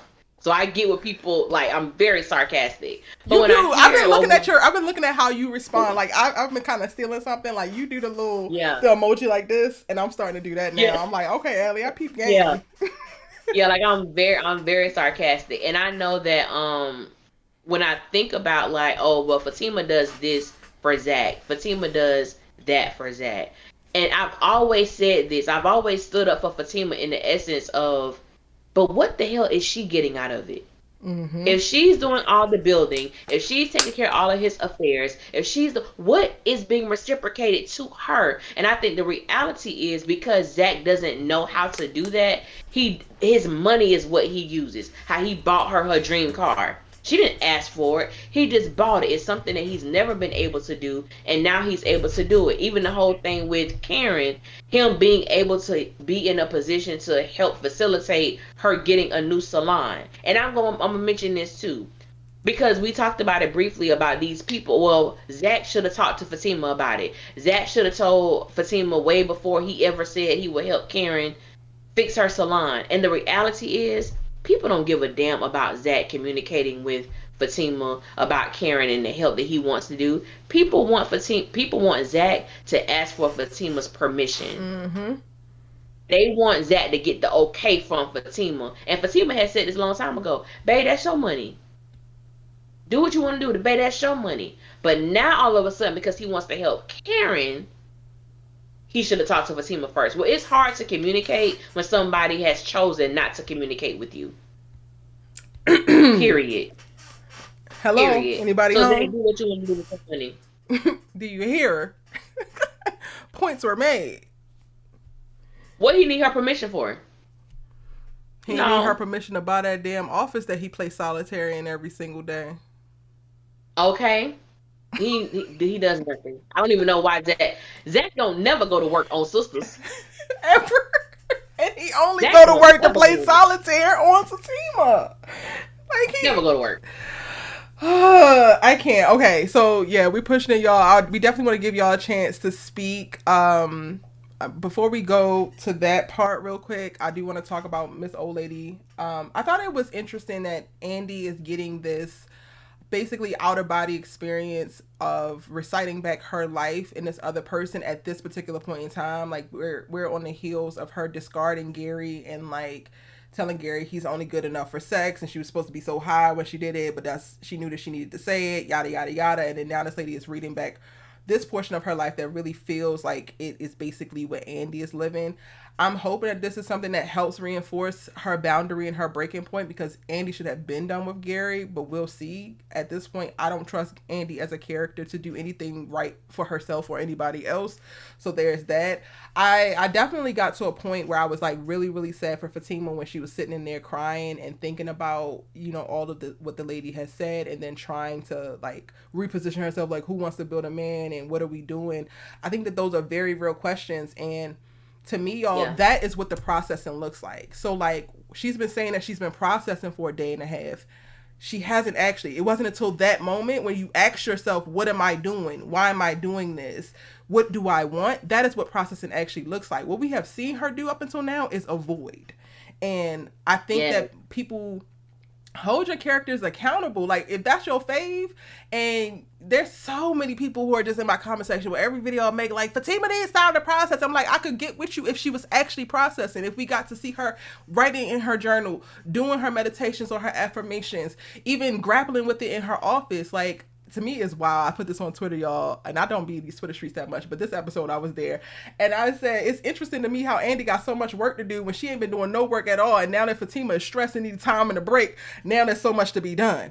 But okay, like that part, seeing the whole asking, whether it's asking Andy or asking myself, what am I doing? That is what processing looks like, and she didn't get to that point until today, after seeing the whole thing play out at the salon, which is already after something that had already hurt her. So again, I just want people to be honest and like look at your character for what it is. Fatima wasn't processing before, but she's processing now, and it's interesting. I'm not gonna go into the next week's episode little trailer thing, but we look and see what that little processing in this office led her to, which I don't necessarily think it was leading her in the right damn direction, but you know, that's neither here nor there. Allie, do you want to read some comments? If you are interested in joining, head over to Discord and we'll open it up to be able to bring people up. Go into the live stream call in waiting room and I will bring you in from there. In the meantime, in between time, what's some of the comments that you think we should highlight, Allie? We didn't talk about. I want to talk about this. This is the second person who I think should have got their shit busted in on tonight's episode. With Zachary Taylor. This is one of the main. It's many reasons why I don't like Zach, but this is one that I can't get over. I guess I gotta be like Fatima and process, but I can't get over this. It's the fact that anytime Zach and Aaron are face to face, Zach always brings up the fact that Aaron's ex-wife unalived herself. And he asks about how are the kids, which I feel is a low blow. He can't come at Aaron about money or career or his status. So he always chooses that to like, to like make a dig. And I'm thinking, you're a father now, Zach. you actually have a child. Why is this something that you would continue to joke about? Mm-hmm. Like that part of Zach, and he's for ever since Fawn did that, Zach has brought this thing up at least 5 times. Yeah. At least 5 times. And I'm like, I just it's something that it bothers me that he's so comfortable with bringing that up every single time that he has nothing to go off of. I don't like it. I can't stand it. Excuse me, I really can't. Yeah. What day are we on? It's annoying, definitely. I have a video coming to talk about Zach's issues with Aaron, because that's another thing I think that people have willingly just like turned a blind eye to when it comes to Zachary Taylor. Like, nobody is throwing up any orange, yellow, let alone red, but like orange or yellow flags for Zach having issues every single time he lays eyes on Aaron. Like, there has to be something there. If you can't even stand to look at this man at the basketball court, at the gym, like outside of him actually being next to Karen, you can't even physically stomach looking at this man. You can't fathom this man saying, "Hello, Fatima, hope you have a good day," without you basically being discombobulated. And nobody want to call a thing of like, what is that about? Because I would personally have an issue with it. And then we got to see that display in this episode. Like, I didn't even hold you. I feel like that was the most fiery part. Fiery part of this episode. And it was messy, but it was very entertaining to watch. I don't want them to fight again, but something about them standing off with one another intrigues me. And if you don't follow me, you should, because I did do my little live reactions on Instagram stories about that specific moment. Okay. Gotta watch it. I gotta watch it. Yeah, then when Aaron told him, when he was like, he told Karen, "I'm just gonna go because obviously you have everything you need here." And then when he told Zach, "So you just playing them both like an asshole." So he basically telling Zach, "I see you. Yep. I see you. I see what you don't know nothing about me." He was like, "Yeah, I do." I'm like, Aaron ain't. He is right. And the thing about it is, Zach I think he's enjoying it. I think he's liking how he's feeling to be able to help. But somebody said, "Oh, why spend so much time with Karen when you know Fatima is feeling some type of way?" He doesn't know because Fatima ain't said nothing. He know that she has an attitude. She know, but it's like, what exactly are you mad at? And then again, even though Fatima is not communicating with Zach, he went out of his way to go to the law firm, even though she left and didn't say nothing. She had her phone going to voicemail. He wanted to go there to tell her, "I'm going to see Karen." So she's had ample time to tell him even if she said, "I don't want you to go." And he said, I'm sorry you feel the way, but I'm still going. She hasn't said anything. He's not a mind reader.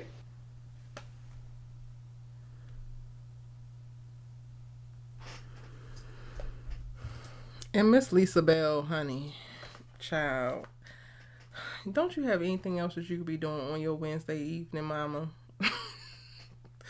Because it's clear you don't like Karen, and that's fine. But like, this is where I struggle, because like, Karen is not pregnant. We know her to be that in the show. So like, if you don't believe her to be pregnant, then cool. But stop spamming the chat with what you feel, and it's not actually a fact. Like, we saw it, we heard you. We heard you. Say something else. Say something that's actually going to be conducive to the conversation. Say something that actually has some kind of receipts to it, especially if you're going to be contrarian. Then say something that has some kind of receipts to it, so there actually can be a conversation. What are we supposed to say back to Karen is probably not pregnant? The doctor said she was. So now what? I'm like, take it over with the doctor, child. The doctor said she pregnant, sis. The doctor said she pregnant. What happened to the money that gave her? Why didn't she take up Andy's offer to help? And this is the thing, based on what Tyler Perry wrote, Karen said she wanted Zach money. She was like, Debo, I want his money. She wants Zach money. So because she wants Zach money, that's the money she get. And then you got to think about this too. And I think people forget about this. Andy gave Karen the initial investment in her salon. So she's already at a loss. So then she's supposed to take money from Andy again? No. Now, even though Tyler didn't write that, that's what I took it. My friend gave me money to start my business. My business has burnt up. I'm not finna get money from my friend again. I don't think she wants money from Aaron because she already know Karen is locked in right now. Karen has tunnel vision when it comes to her and ZAC. No, I'm not saying it's right or wrong, but that's just where she is. And because that's where she is, the person who she wants to help her is ZAC, is the man that she's in love with. And to go back to what I said earlier, people take away the relativity out of it. This is real. Like, let's not look at these characters and act like we can't understand or sympathize how they may be feeling in the moment, whether you like the character or not. The emotions are still real. She's in love with ZAC. And obviously she has a glimmer of hope that there's a possibility that they're going to rekindle. That's just where Karen is right now. Hopefully sis don't be there too long, but that's just where she is right now. And it's like, I get it. Yeah. I get it. Even with Fatima, I get where she is. Now that, and I like the point that you made, Erica, now Fatima is processing. Processing made her cry. Processing made her ask the questions that she should have asked herself a long time ago. What am I doing? I just want to love him. And then maybe, Fatima, you have to check your love habits. What do your love habits really look like? Are you actually allowing ZAC to do what he needs to do? Why are you so gung-ho to fix everything for him? Do you feel like if you're not a fixer, then you're not worthy of love? So I'm like, Fatima need to check some of her own habits or some of her own hang-ups, because you doing a lot, sis. You doing a lot for a man who is consistently disrespecting you. Why? What's the reason you feel like you deserve that?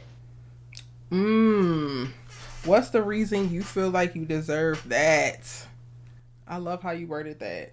And I don't want to harp too much on this. Y'all, I put the Discord link in the chat. So if you want to speak your truth and say how you feel, then click that Discord link. It'll take you into the live stream waiting room where I can pull you in and add you into the live so that you can speak your piece. We're also streaming right now to Twitter Spaces, and unfortunately I don't have a mic for the Twitter Spaces, so if you're on Twitter Spaces and you're just listening right now, you would have to go over to Discord. But I do want to go back to the commenter, because they said, just like you have an opinion, I do too. And I want to highlight this right here, because that's something that I get so much. Whoa, it's freedom of speech, Erica. We all got a right to our opinion. And you're 100% right. However, when you come onto content creators' platform, you're now in their domain. It's like you're walking into their house. And you got to behave as such, or you should behave as such if you got any kind of home training. So if you don't like Karen, that's fine. But my stipulation in my house is that you move and you speak with a certain level of respect. Even if you don't like this person. I don't like the anti-blackness. I don't like the anti-black women propaganda that comes out by way of y'all's comments. So you can have your opinion, but your opinion might not be welcome here. And then depending on how you communicate it. And then I struggle with you sitting on live with us for an hour and 40 minutes only to combat what we're saying. Only to disagree. Like, who has time for that? Who wants to spend their time actually doing that? I don't actually understand. It's interesting to me how some of y'all who are on this crusade to basically tear down the Karen character and, I don't know, make people hate her because I guess that's y'all mission. Cool. But why not just spend more time with more people that love Fatima the way that you do, versus feeling the need to come on the platforms that can speak in a more holistic way about this character and be open and honest and empathize with this character, only to refute it? Like, that shit just don't make no sense to me.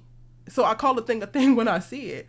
And you sitting up in here on this chat talking about, I get to have my opinion. You do, but you also get to tread the line in my house before I put your ass out. It's just that simple. And Allie can do the same thing over on her channel. But y'all want to be surprised when that happens. Like, don't be. And I took the time to say this so that it could be very, very clear, because some of my messaging might get a little bit misconstrued. I don't know if you want to add to that, Allie, but I just had to make that Well, note. yeah. I think one of the things I can appreciate about the discussion on our Sister's Keeper is that regardless of the characters that we may like or dislike, I believe we are fair in how we perceive them, and we are fair in how we communicate them to the to our community and to the people who are watching. Everybody who listens to me know I don't like ZAC. That is like the number one thing. But when you listen to this, if I never said that I don't like ZAC, you probably wouldn't know that I did not like ZAC. Because I can sympathize and I can empathize with somebody who really just don't know. Or somebody who really is trying to navigate new waters or a new relationship, and you don't have that muscle built up yet. Not giving an excuse, because ZAC did some stuff that I would never agree with or be able to be cool with. But I'm like, at the same time, I can see these people as people and be sensitive to whatever it is that, you know what I'm saying, that they're going through. But it's just like when people, you know, come on and all you see is the hate. I don't like Karen. Why when Karen did this? Why did Karen do that? And I know one of the things that Erica and I do talk about when we're having our normal conversations is the fact that even as Black women, there are so many Black women who are so sensitive to ZAC and his mommy issues. Well, you know, his mama wasn't there. His mama was on drugs. His daddy wasn't around. And I think a lot of the people forget, have we ever heard any of these women talk about their fathers in a positive light? We have never. But they don't get that same type of compassion. I remember when the girls went out to eat and Karen and Danny talked about their dads. And Danny was like, I wish my dad would have, you know, ever gave me some money. So it goes to show these women don't have a great relationship with their dads, but they're not using it as an excuse. Mm-hmm. Or you don't see women extending certain graces to them because they never had a positive role model. I remember the episode when Karen's mom was telling her how her dad, how ZAC reminded her of Karen's father and how Karen's father left them. But we don't ever hear about these women's abandonment issues or what they may be going through. But we always want to put ZAC on this pedestal of what he didn't have, and because his childhood was so jacked up. Well, he's not the only one. So I think when you begin to look at it from a different scope and a different perspective, you may still never like Karen, you may never like Fatima, or never like whomever you don't like. But it's like at the same time, can you allow yourself to even look at why this person feels this way? What's causing this person to think this? I've just never, like, it's so interesting with the character of Karen specifically, how many people just don't like this character. And then when you say, well, what's the reason? Well, I don't like the way she talked to ZAC. Are you kidding me?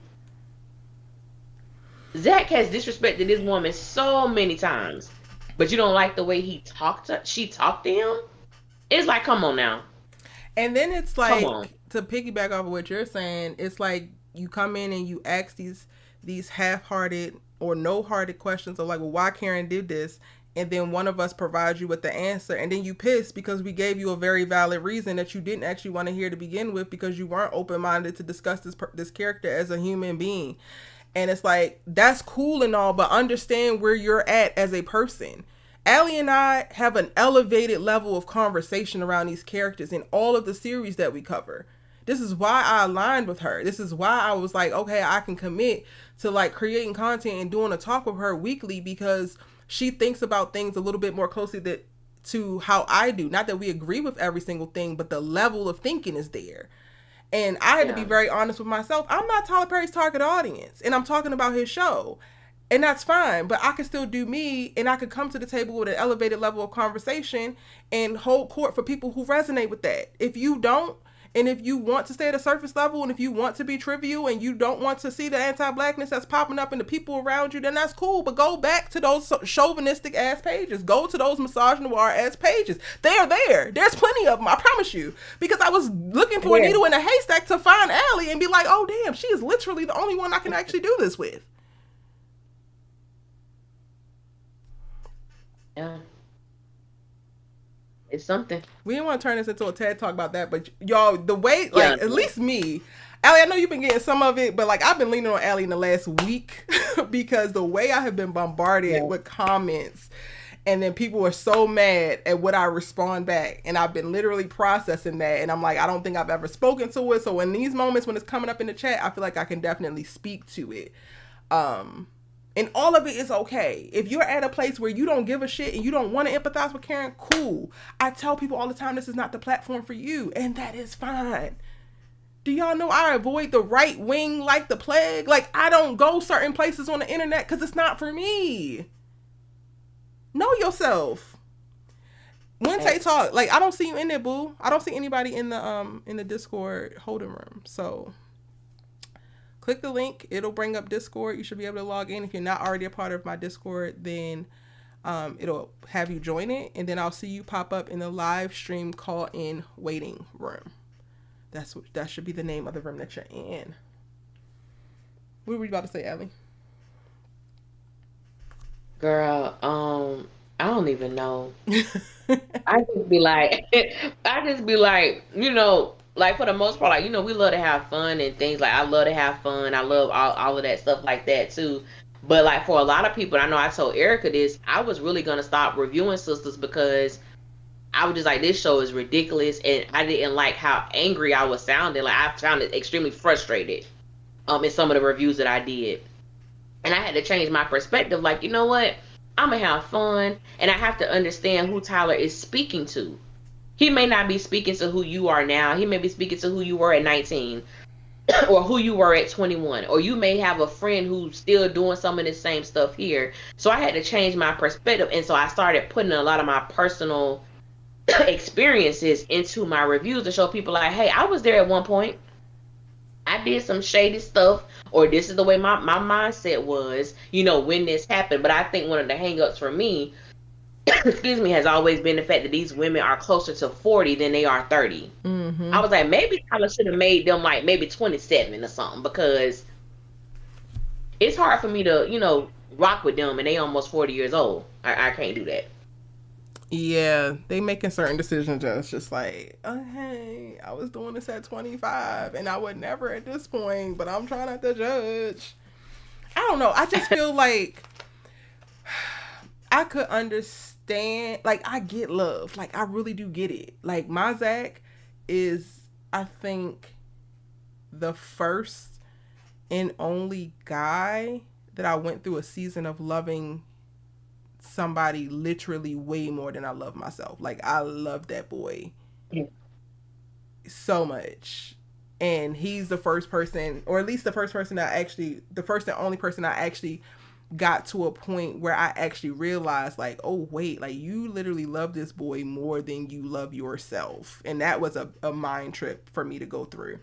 But again, that happened in my 20s. So to see Fatima at a place making a lot of the same decisions and going hard, I get, but also at her age and at her experience level, and with her access in reference to life, in reference to access to money and access to power and positioning. And she might not be a lawyer now, but she not bad off. She owns a condo. Like, she has some things to her. I'm just like, girl, what is it that has you like this? But then I also have to think about it, because in Tyler Perry writing this, right, and him knowing and speaking to the audience that he knows, I don't think that he's factoring in the space that a lot of Black women had gone through as they transitioned out of their 20s and into their 30s now. And I think it's a lot different. Like, I don't think that my mom experienced what I experienced in reference to this, like, awakening and the rejecting of struggle love and the rejecting of the ride or die trope and the, like, finding space for you as a woman, and that's how you actually be the best partner that you can be, and creating space for yourself in a relationship and having expectations for you to be good as well. And that's the part that I guess that we're missing, and that's the part that makes me the saddest for Fatima, because it's not like she's a woman who don't deserve reciprocity. Right. Like, she deserves reciprocity. She has earned it. Not that you should have to earn reciprocity, but she literally has done any and everything that she possibly could do to not receive it. And that's wild to me. You guys, I dropped the Discord link in the chat for everybody who's asking, I dropped the Discord link in the chat. So when you click it, it should take you right to the exact room. Like, it should.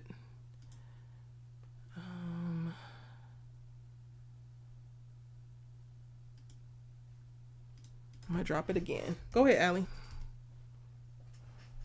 No, I'm just saying, like with Fatima, I really I felt for her in that moment when she was speaking to Andy, and she was like telling her that that woman wasn't happy, and like she didn't want that for herself. Like she didn't want to be that. And I think in that moment, like I really this episode was like really emotional on many levels. I really felt for Fatima in that moment because I got a glimpse of how she feels innately, because sometimes Fatima has such this exterior that you don't get the opportunity to see like that vulnerable side of her. And she was like, we just trying to love them. Like that's based like her mindset, like we're just trying to love them. And I think that even with that, it just showed me how you can be with ZAC and Ian. I just use those two. You can't love ZAC how you loved Ian. You like these are different people who require different things. On the other hand, even though they're giving the same, Allie, they kind of giving the same, honey.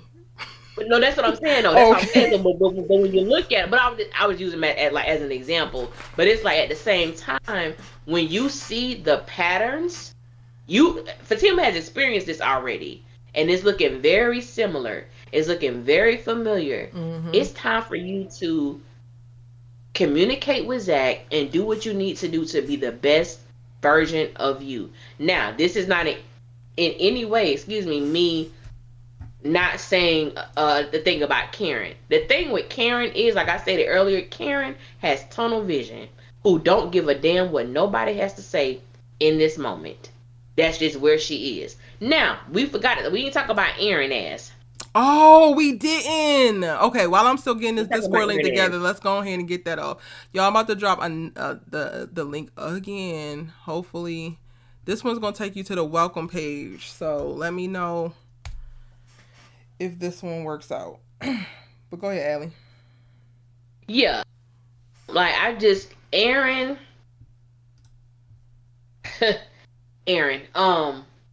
Pam read him his rights about his little thing with Curly. Because basically Aaron was fed up. Like, hey, can you meet me? Yeah, it was what it was. It ain't like that no more. Like, come on. He said, come to our spot.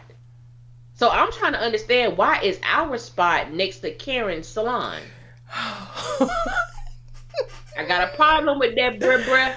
Got a problem with Aaron, that, bruh. You so fine, but baby, don't be like. Go ahead, Annie. I'm gonna be quiet. Go on, get it off. Wrong. I ain't like that.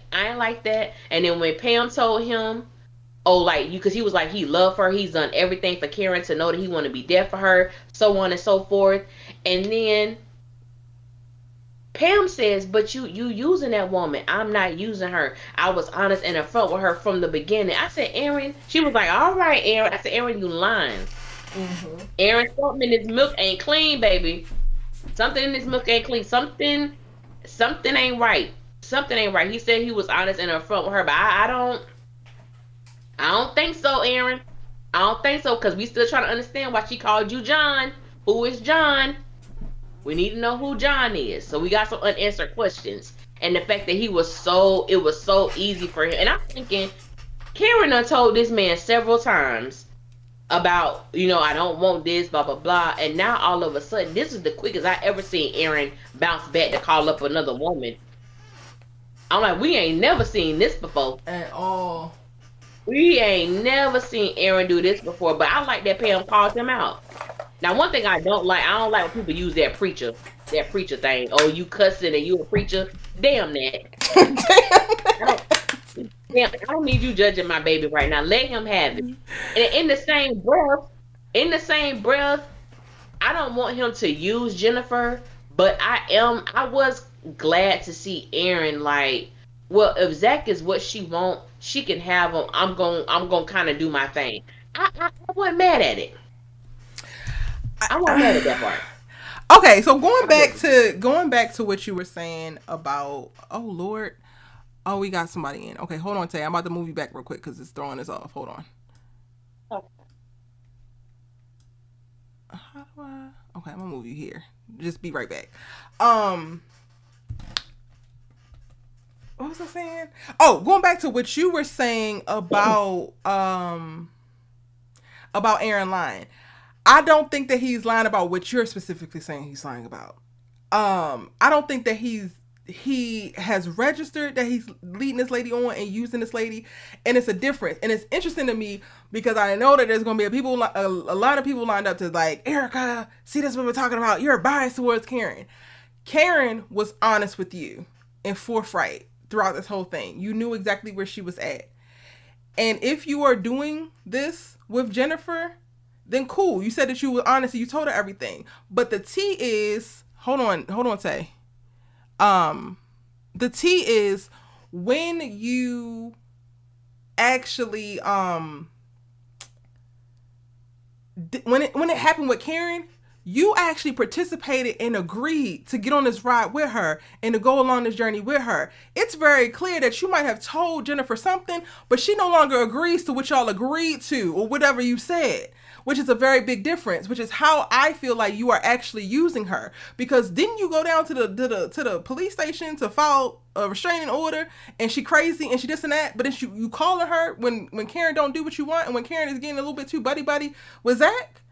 Like you are actually using her, and that is I literally came up with my argument because I'm like, well, I know people gonna be like, well, if he's using Jennifer, then Karen was using him. I don't necessarily fully buy into Karen using him because they actively decided to go on this journey together. He knew up front that she was still in love with Zach, and they wanted to take it slow. They had so many intimate moments and conversations that were so damn beautiful. I'm being reintroduced to those and rewatching it, and Aaron agreed to it along the way. You are presenting this lady with information, not all of the information, and she has not agreed to be in this throuple with you while you're pining after Karen. So actually, sir, you're lying in that regard. But like Tay has been waiting, so let me go ahead and get her up here.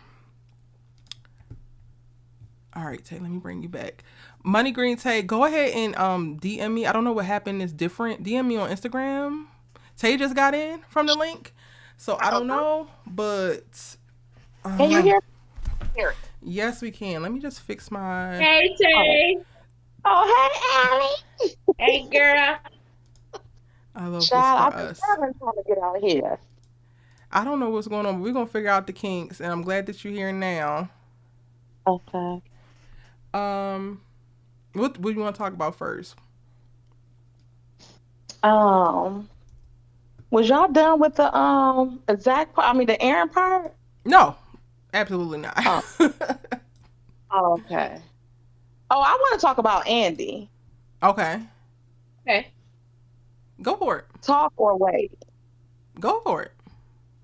Okay, so I want to know really what is Andy endgame with this Zach and Fatima and Karen stuff, because I don't feel like now I'm not feeling like she don't want Zach to be with Karen. Mm-hmm. Because she wants Zach to be with Fatima. Not that she don't want Zach to be with Karen because Zach ain't no good. I feel it's just because she don't want him to be with her because she wants to see Zach with Fatima. Why? I don't know. Allie, you hit the nail on the head when you said every time somebody bring up something with Fatima and Zach, Andy sit there, listen to it, smile, grin at it. You know, it's whatever. They can get all of that off of their chest.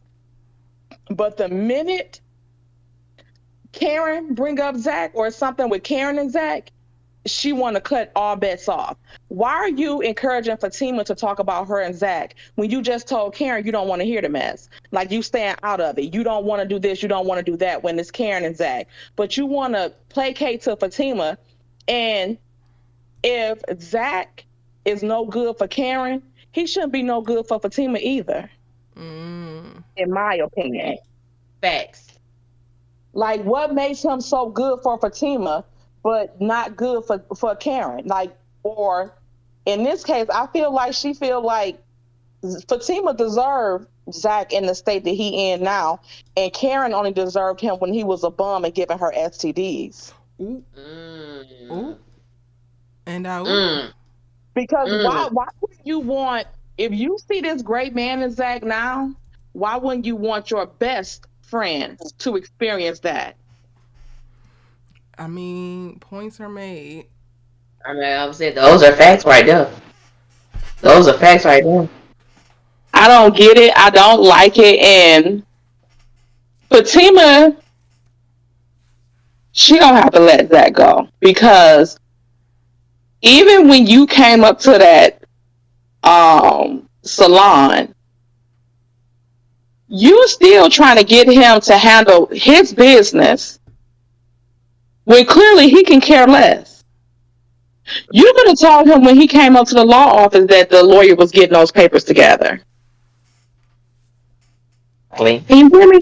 I think I went out. Uh-huh. You could have told them that the lawyer had those papers and gave him those papers or whatever. You got there about 5 minutes after he got there, so you couldn't tell him what was in the works. He came all the way to the job. He could have handled that right then and signed the paperwork right then. Why did you have to go to that shop and then try to dismiss Karen at her shop? You know, it was. New. Didn't she? I'm having trouble hearing you. And then gonna try to come on some. Karen like, no, this is my shop. She like, well, we outside. Karen like, then you can go step to the side somewhere. What's that mean? Since we outside. It means I'm no Yes, expert. And I yeah, told you that's I can stand where I want to stand at. You're not going to dismiss me and tell me, can you give us a second? No, I cannot. You should have called Zach over to your car. Say for now. Mm-hmm. About it. So I don't know. And why would he try to kiss her? I had 10 I would have beat him with them papers. And now a Lowe's is coming in. He's making me mad with his fine self. I know, right? Wow. And then you asking Aaron about where your kids at. Do you miss them? He should have said where yours at. I said Aaron should have busted him in his shit when he said that. Like, what was that? And okay, you was just curled up trying to kiss Fatima with Karen, but now with Aaron, you want to boss up like you the man for Karen.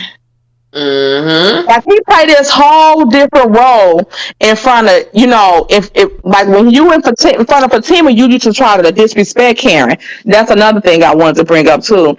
If Fatima would start feeling herself when Zach was disrespecting Karen and being mean to Karen in front of her. I don't care how he felt. He should have not done that stuff in front of Fatima. Fatima got too used to it. She started feeling herself, thinking he didn't want Karen, and now she see that wasn't the case at all. That he actually do want her and actually do have some type of feelings toward her. Because even if you did thought that she passed away, like all this stuff that you're doing now is it's giving feelings that you been suppressing because you've been on this tailspin with Fatima and chopped up in this zone with her, and y'all think y'all Mork and Mindy and doing all this stuff, but now reality is sitting in and she's realizing that he do want her, and now it don't feel good to have somebody, be mean and kind of dismissive towards you in front of somebody else like that. And you loving them. So now she see how that felt then. And I still do feel bad for her because I don't think she deserved it. But like that, them papers, I would have ran them papers over. I wouldn't have said nothing. When I seen her kiss him, I would walk away because at that point they looked like a couple. I can't trust you. They was looking real hot together. Do y'all think that they're trying to do something with Karen and not Karen, with Aaron and what's her name? The one at Pam? No.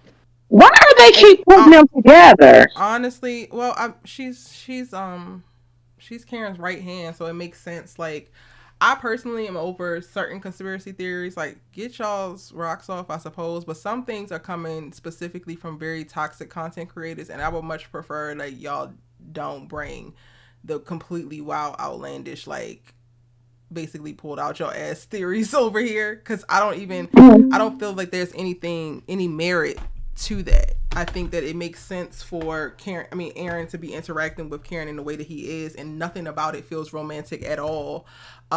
He literally just laid I'm her not sure out I for understand. basically thinking that she burnt down a salon with Karen in it, and she is literally the closest one. Why does Siri keep popping up on my damn computer? Sorry, y'all. She's literally the closest one to Karen. So, and he wants to get closer to Karen. He's made this big mistake. She's got to see that. Like, I don't think it's wild for Aaron to be talking to Pam, to be questioning Pam, to be going off on Pam. Like, she's a part of Karen's little ecosystem. So it makes sense. Okay, Erica, but yeah, I haven't watched any other content creator that made that theory. Not you specifically, but that has come up a lot, and I get a bunch of things that I'll just like, okay, you got this from somebody, and I personally don't. Erica, I want it's a method to Tyler Perry's madness. But then let that play out. Like, to me, I don't even think we have enough to even. Okay, Aaron wants to be with Pam to get back at Karen. We have no evidence for it. So then, what are we actually saying? Like, what are we talking about? You get what I'm saying? I feel like it would be more with Aaron with Andy, because that's supposed to be her best friend. It just seemed like, I don't know if it's for the sake, because not all like that. Pam have that back and forth banter with ZAC like that too. So I don't know, but it just jumped out at me, like, this episode. Like, why does he keep putting Pam and Aaron in these situations where they having this back and forth like banter, like a Martin and Gene, like a Martin and Pam. You know what I'm saying? From Martin. So I don't know, and I'm just now thinking too that Pam kind of got that same kind of banter with ZAC. So maybe it's nothing, but it looks. I don't know. I'm wondering where he's taking this, if he is taking it anywhere. Allie, you have thoughts on it? Because I don't. I wonder. Oh, go ahead. I say Pam is like Karen's alter ego. Never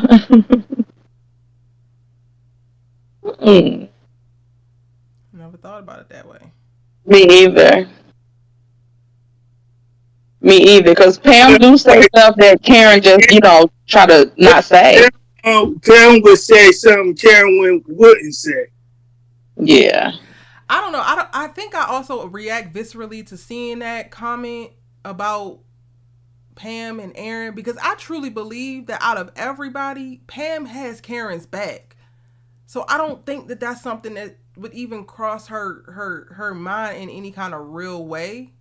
And that would completely disrupt who I know Pam as a character to be.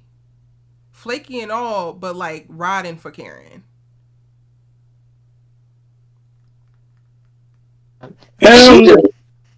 Andy need her ass whooped. Hold on 1 second. Allie wants to point out something. No, I'm just saying, I wonder if it was set up because at the end of not the end, but the end of their scene, she was like, well, I guess I'm just going to have to follow you. So I'm like, oh, so maybe we about to get a certain amount of intel from Pam. Yes. Because he's about to go follow Aaron to go meet up with old girl. And see what he got going on and what he really about. Yeah, what he really got going on. And she's doing that because she rides for Karen. Like, when I first started seeing that, like, I've been seeing that whole Pam and Aaron thing now for about 4 weeks, and I'm just like, where are y'all pulling that from? Because I don't feel like Pam has a natural flirtatious energy, period, just because she's that kind of woman. But Pam is nosy, and Pam want to protect Karen. She don't want nothing to happen to Karen unless she did it, and she did it by mistake. And specifically in this episode, it really let us know how serious she is about it, because she's so willing to make sure Karen has all the information that she needs to have about whoever the hell she's dealing with, that she will follow him. And it's no different, like you said, Ellie, maybe you said, oh no, maybe Tay said it. It's no different than episodes ago or seasons ago where she was sending flowers to the hotel thinking that ZAC was taking Karen to the hotel. Like, she's that girl. Okay. I don't think we can just randomly on a whim like make her now not that girl. And I have a struggle with like jumping to certain conclusions with absolutely no evidence or no setup. But go ahead, Tay. What were you saying? Oh, I don't know. I think now you got me thinking a whole another spin. Sorry, like not you, Tay. The other Tay. There's a guy Tay. Oh, okay. Money green Tay. What were you saying, boo? But I think Zach is gonna always be him. Like I always been saying, he's been that person. Now he's that person with money. That's facts. Those are facts. Even the way that he come bossing out of those cars and stuff like that in front of, especially Aaron, like he just the big man on campus. Like I said, like the last time Aaron seen you was on a broke bicycle, Zach. Like relax, quit trying to act like you stunting on this man when this man been had it. I don't even see why that Zach is always mad at Aaron. It don't make no sense. It makes 100% sense. People just don't want to have a conversation to what the sense points to. I know what the sense is that he still loves Karen. I always want to square up with Aaron. He still loves Karen, and he knows that Karen got feelings for him too. So he wasn't the chosen one. He wasn't the chosen one. He's not the only chosen one now. Zach want to do what he want to do with Karen and Fatima now, but he want to throw it up in Aaron's face and then play Karen to the left when Fatima come around. Karen is peeing me off with the way she is being so dismissive toward Aaron. Now, if Aaron would have told her not to go in that building, she would have kept going back and forth with him. He would have damn near had to tie her up outside to get her not to come in that building. Zach was like, "Oh, let me go in there." Yes, she give him pushback. The last episode, he said when they first got there, he said, "Oh, it probably wouldn't be right for you to go in there, because you're pregnant." She's like, "Oh yeah, so you tell me then." So like she said that because Zach, she knew Zach was pulling wasn't there yet. I know she knew he was pulling up. She knew he was pulling up. She wanted to run interference before he even got there and stand outside and wait for him. Girl, she wanted him to go on back in. She literally was going in, and Aaron had to stop her, and then she was literally like, "Oh, okay." I didn't get that. So go ahead. Could you try again? What it's like, Erica. Allie, it was too much. Yes, get somebody else. Okay, because it was when Zach said it was like boom. Okay, fine. Like it was definitely an energy in this episode when he said it, but like she was not combative with Aaron. Like I am being very particular because I don't like I know that you don't have a problem with Karen or whatever, but I don't like how quickly we can switch things to best fit our narratives. Like she literally, and I could pull up the episode if I have to, she literally was going in and he's like, "Oh yeah, okay. Oh well, wait, it probably wouldn't be a good thing because you're pregnant." And she's like, "Oh yeah, okay. So then you tell me then." And when we now change the narrative of like, "Oh, he would have had to tie her up," then that reinforces like she's just this ridiculous combative black woman. It's like she didn't get that energy at all. She's not romantically interested in him in this moment. But even before Zach pulled up, she was receptive to what he thought about what was going on and all of that. It was a very peaceful interaction. In my opinion. I could be wrong though. Yeah, I missed that part because I don't remember that part like really at all. Or I just probably, since it was probably last week, I just don't remember it like that. So I'll take that back on that end. But she was just too damn giddy with Zach, and I'm still not feeling the way that she is missing and like this. I feel that way too. That I don't remember what happened last week. That's why I'm quiet because I don't remember. Yo, But I do if remember. it's anybody I'm paying attention I to, it's guess Karen. I remember that's it. But I do remember. I don't like how dismissive she is being to Aaron. But at the same time, it's like I can understand because she's already stated like I don't want to do this no more. I didn't ask you to come here, but you just popped up. But I don't like it. I don't like how he was like, Karen, I'll call you later. Just like, all right. Like, why are you here? I'm like, first of all, Miss Ma'am, I'm gonna need you not to do my friend like that. That is my friend. Don't do my friend that way. Don't be calling him that, Ellie. That's my baby. I was about to say, you that's better call him what you be calling him. That's Don't be my trying baby. to No, that's my baby. And just 3 days ago, you was just telling Aaron that you love him. Yeah. You were just doing that. And I'm like, how quickly these tables have turned. Like, I understand you have this, false sense of hope for you and Zach. I get it. I'm loving the chemistry. I get it. But at the same time, I don't like how Aaron's feelings have been played with. And I knew Tyler had to flip it by bringing that darn Curly Sue woman to make it seem justified for Karen doing what she's doing. And I'm like, Tyler, kiss my ass because I know what you're doing, but it's not going to do that.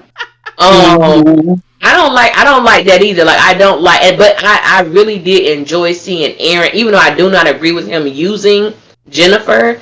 I did like the fact that he was like, she still wants Zach, so whatever. I'm gonna go about my way. I am one of those people. I want Karen to miss him.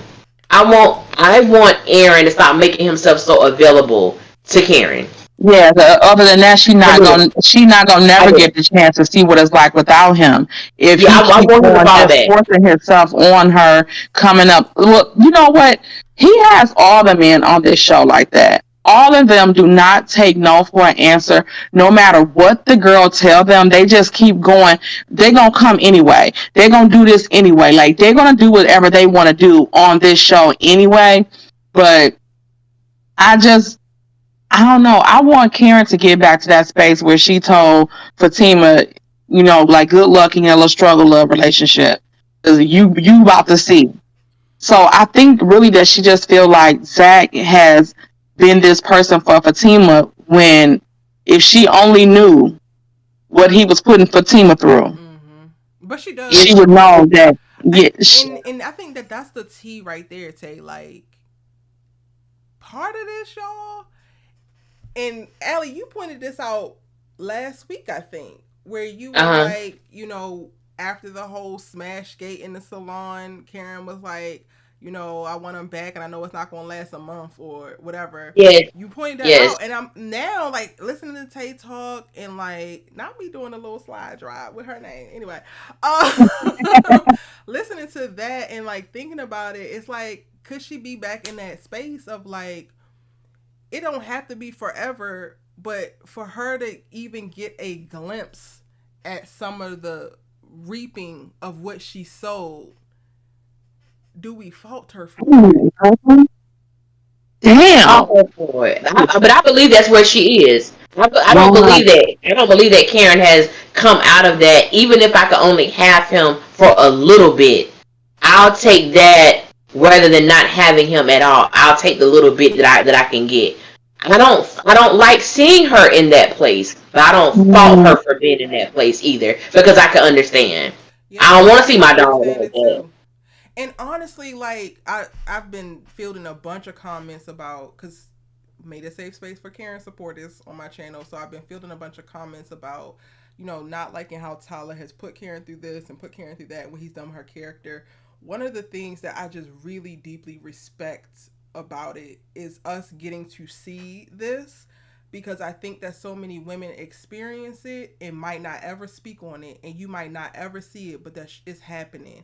I know there's been quite a few things that I've seen play out with the Karen character that I went through, and I was embarrassed by at the time that I went through it. So even being able to speak to her maybe being in a mindset right now of like, this might not last forever, but this feels good. I just lost my salon. This boy is finally giving me what I have been asking for. I'm going to take it while I can get it. And like, just registering, that's a very real thing for some women, depending on the season of their life that they in.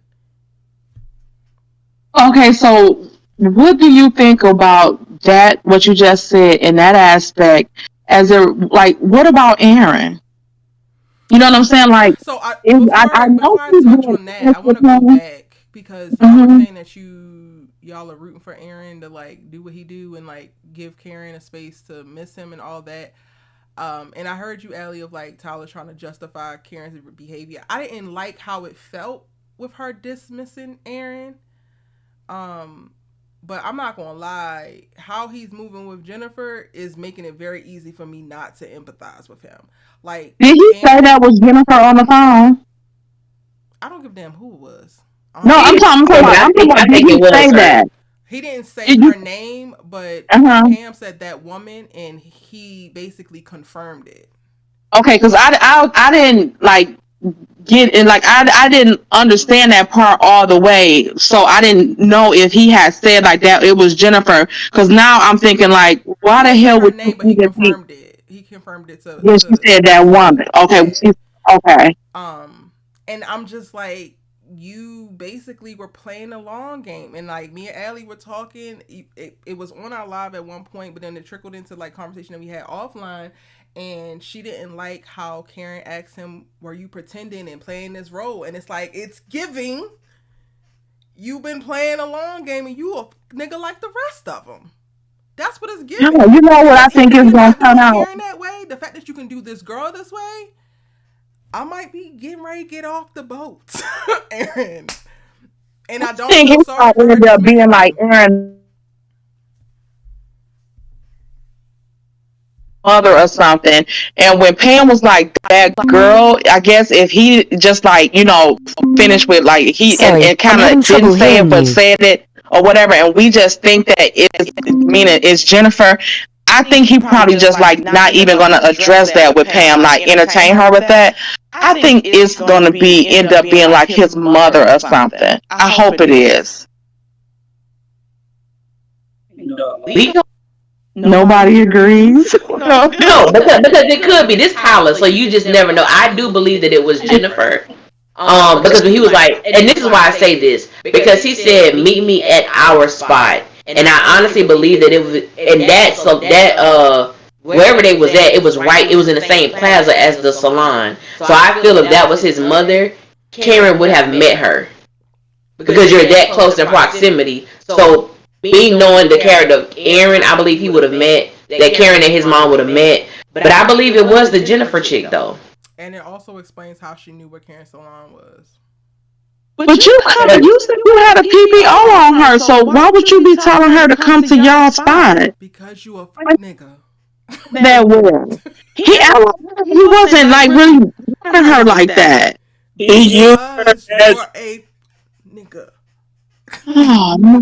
I'm still on the Aaron boat, Tay. I ain't left the boat yet. That was mine. Because my God, the shape up was amazing, and Kevin looks amazing. I'm still on the Aaron boat as well, but I have severe questions. Like, I gave you that. Like, Aaron, y'all go back through my videos. I gave you Jennifer popping up. I gave you Jennifer calling you John. There's been people all up through my comment section calling you Aaron John this whole entire time. I have never called you that. I have been there. I've been calling my baby John. I have not done it, but you at this coffee shop calling this lady because you frustrated because you letting Zach get under your feathers. Oh, see. Okay, you know what? Guess who it is? Huh? It's his sponsor. He's an alcoholic. Remember? Maybe it's his sponsor. It could be. That's good. Say that's good, girl. Good. I like that. Aaron's still a good guy. We cracked the case. Maybe it's his sponsor. Y'all fighting hard. Hey. And you meet at like coffee shops. When you hear sis, that's a great point. That is a great point. Okay. I'm still on the Aaron train. But you know what? For me personally, it has been difficult for me to watch Aaron because I do feel like Karen does love him, but it's also been very hard for me to see him like truly give, and it hasn't been reciprocated for me. I think she does love him, but I think based on where she is, it's just certain capacities that Karen is not capable of giving. And I just want Aaron to like experience the type of love that he gives. I really do. I really do. Like, I really want that for him. I want it for everybody, but more specifically him, because I feel like he's been extremely sincere in his, I guess, wooing of Karen, and really showing up and being there and being consistent and being persistent, even in times I wanted him to leave for the hell alone. But I'm like, I just really want. He just. Okay, what about this? With that, like, I definitely we talked about this because I've been rewatching and I've been basically hitting up Allie like, oh, I forgot about this. I am rewatching seasons 1 and 2. I don't necessarily agree that Aaron and Karen's relationship has been so one-sided as people want to make it out to be, especially when you go through the beginning of their courtship. And while she hasn't been as persistent in pursuing him, which I don't think that she should. I think that we as women have been socialized to do that, and it has put us at a disadvantage. So I personally like seeing that in reference to Aaron. I think that it's different. Like, she definitely, from the beginning, when she decided to jump all in, she jumped all in, and that's what all of the damn Zatima lovers are just like hanging on. She didn't want Zach. She only wanted Aaron because she was so in. Like, she was with him and she was making certain decisions that were prioritizing him. She was rushing home to see him and asking him to stay at her house. I think that there's something to be said about, yes, Karen has put Aaron through the ringer in reference to like her being a little confused and like navigating her breaking up with Zach and all that. But he has had her exposed to a crazy ass ex-wife who killed herself in front of Karen. So like, there has been mutual trauma, and I feel like Karen has done more than she gets credit for, just because we're not used to seeing men humble themselves in a way that he has done with Karen, if that makes sense. But didn't Tyler kind of act like Aaron was like a low-key little woman beater? Because that first season that he was on, when his wife, did they go to Andy for the divorce? And when they was in there and she was trying to say, please, Aaron, this and that, and like, I think he like grabbed her, or like he got real aggressive with her. He said, okay. But what were you about to say, Allie? No, I agree with that, because when we did communicate, I do feel like when Karen jumped in, I do believe Sis jumped all the way in, and she really did, and she really began to fashion herself to really release herself from the hooks of Zach. From who she knew herself to be, like, Sis and who she knew herself to be. Dresses and like she was transforming herself. And like, give her credit for that. Yeah, go ahead. Sorry, Allie. Go ahead. Oh, yeah, I'll always give her credit for that. She really began to transform, and I think that is important to bring up those points. After the sex in the office, things changed between Karen and Zach. Karen and Aaron. And at that point, when I was on the train of, okay, this is where she is. Aaron even told her, you should be with Zach.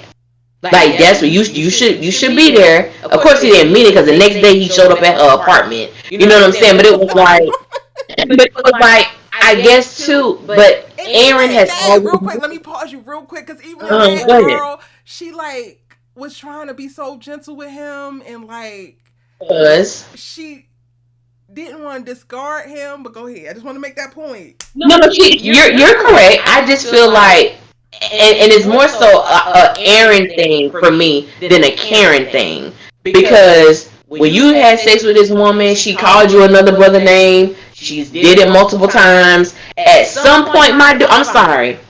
If I'm intimate with the man, and I hear the name Brandy, they don't sound nothing like Alicia. Okay, it's time. I'm sorry. What do you say to me? Like, in all honesty, what if I'm thinking about myself really being in that place? What do you say to me in that moment. Like, I may know, yeah, you have residual feelings for your ex. It's not over. Now I'm making the decision to stick around. Now my thing is with Aaron, I have to also question his motives, because what were you saying? You've been doing all of this stuff. What has been your intentions? You felt like doing this was going to result or yield to Karen being all in with you, or did you just do this because this is the type of individual that you are? So those things, they do come into play too. And I think because I just want to see that character just experience true happiness, because I think about all the stuff that he's been through, and I think that he's one of the characters that people just shit on all the time. And I'm like, he's not been through hell. He's been through so much. He doesn't I get think that that's who he is. I think it's who he. I think it's who he is. I don't think he's doing it with an expectation that, okay, Karen will see that if I'm doing this, that I must be this good guy. She gonna want to be with me. I think that's just who he is. I would hope so, because when he used that, I've done everything. I'm like, you have, baby. You done did a lot. Why she doing? But because I truly understand where Karen is too. So I definitely understand where she is. One of the things I don't that follow. have helped me a lot with in rewatching is understanding the parallels of Aaron and Karen, and Fatima, and how it was pretty much laid out that Aaron and Karen did the pursuit the right way. They both were coming from very similar places. Zach and Karen love each other. Zach and Karen are not good for each other, but Zach and Karen still love each other. But they got new people, so now what? Zach basically effed his way into his healing through a breakup, not really healing, and allowed Fatima to step in and fix everything for him, and that was his process. Karen and Aaron had a bunch of talks. I mean, he did eat her out, so glory to God, okay? But it didn't go past. They said, okay, we're going to stop. We're going to slow it down. And they had talks and they had sessions where they were like sharing. He asked her, when did you lose your virginity? And like, they were having real things to get to know one another. And it was always lined up with like a sex scene with Fatima when Aaron and Karen are talking. And Allie pointed this out, and I really started to pay attention because you pointed that out to me, I think last night. Yeah. And I'm trying to figure out why the hell I said all that. But I think that was very, very interesting in how that was presented and people's responses, honestly, to the couples. Because for ages now, it has given Karen don't do enough or Zarin is boring. But Fatima is fiery and it's everything and everybody's standing them down. But this is toxic. It's just as toxic as what Zach and Karen were, except for he has yet to cheat physically. Okay. To say that he has not cheated is a very interesting argument to make. But he has not cheated physically. Yes. I'm just going to throw that out there. And Money Green, Tay, you in here. Do you got any points that you want to jump in? I know we're very strong black women that are vocal. I agree. I mean, I agree with that. I'm just like going through circles with Zach right now. Yeah. He don't know what he wants. You have a good woman in front of you, but at the same time, Fatima is toxic.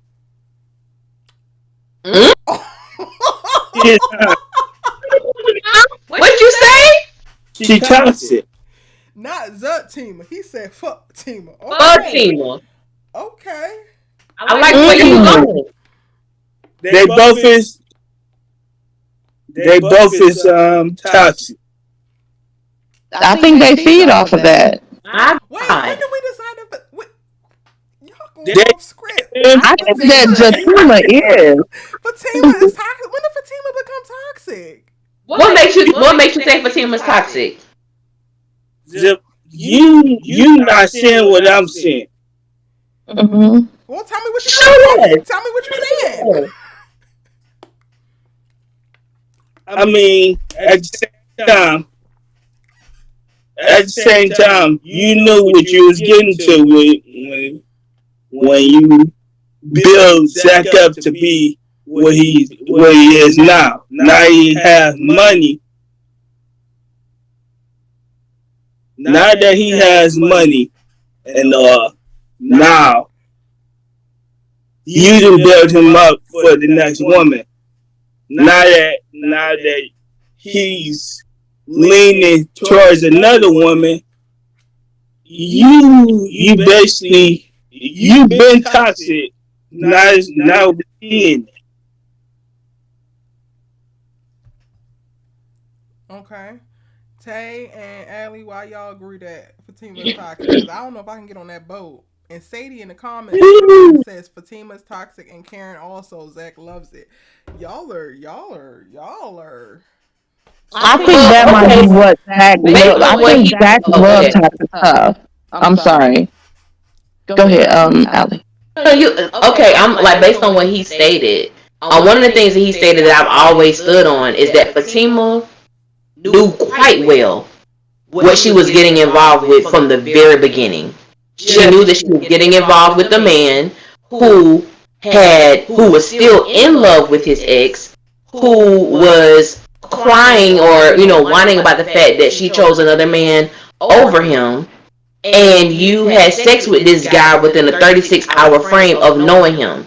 And I think that, and I think I said this on the last live, I really do believe Fatima thought that she was different.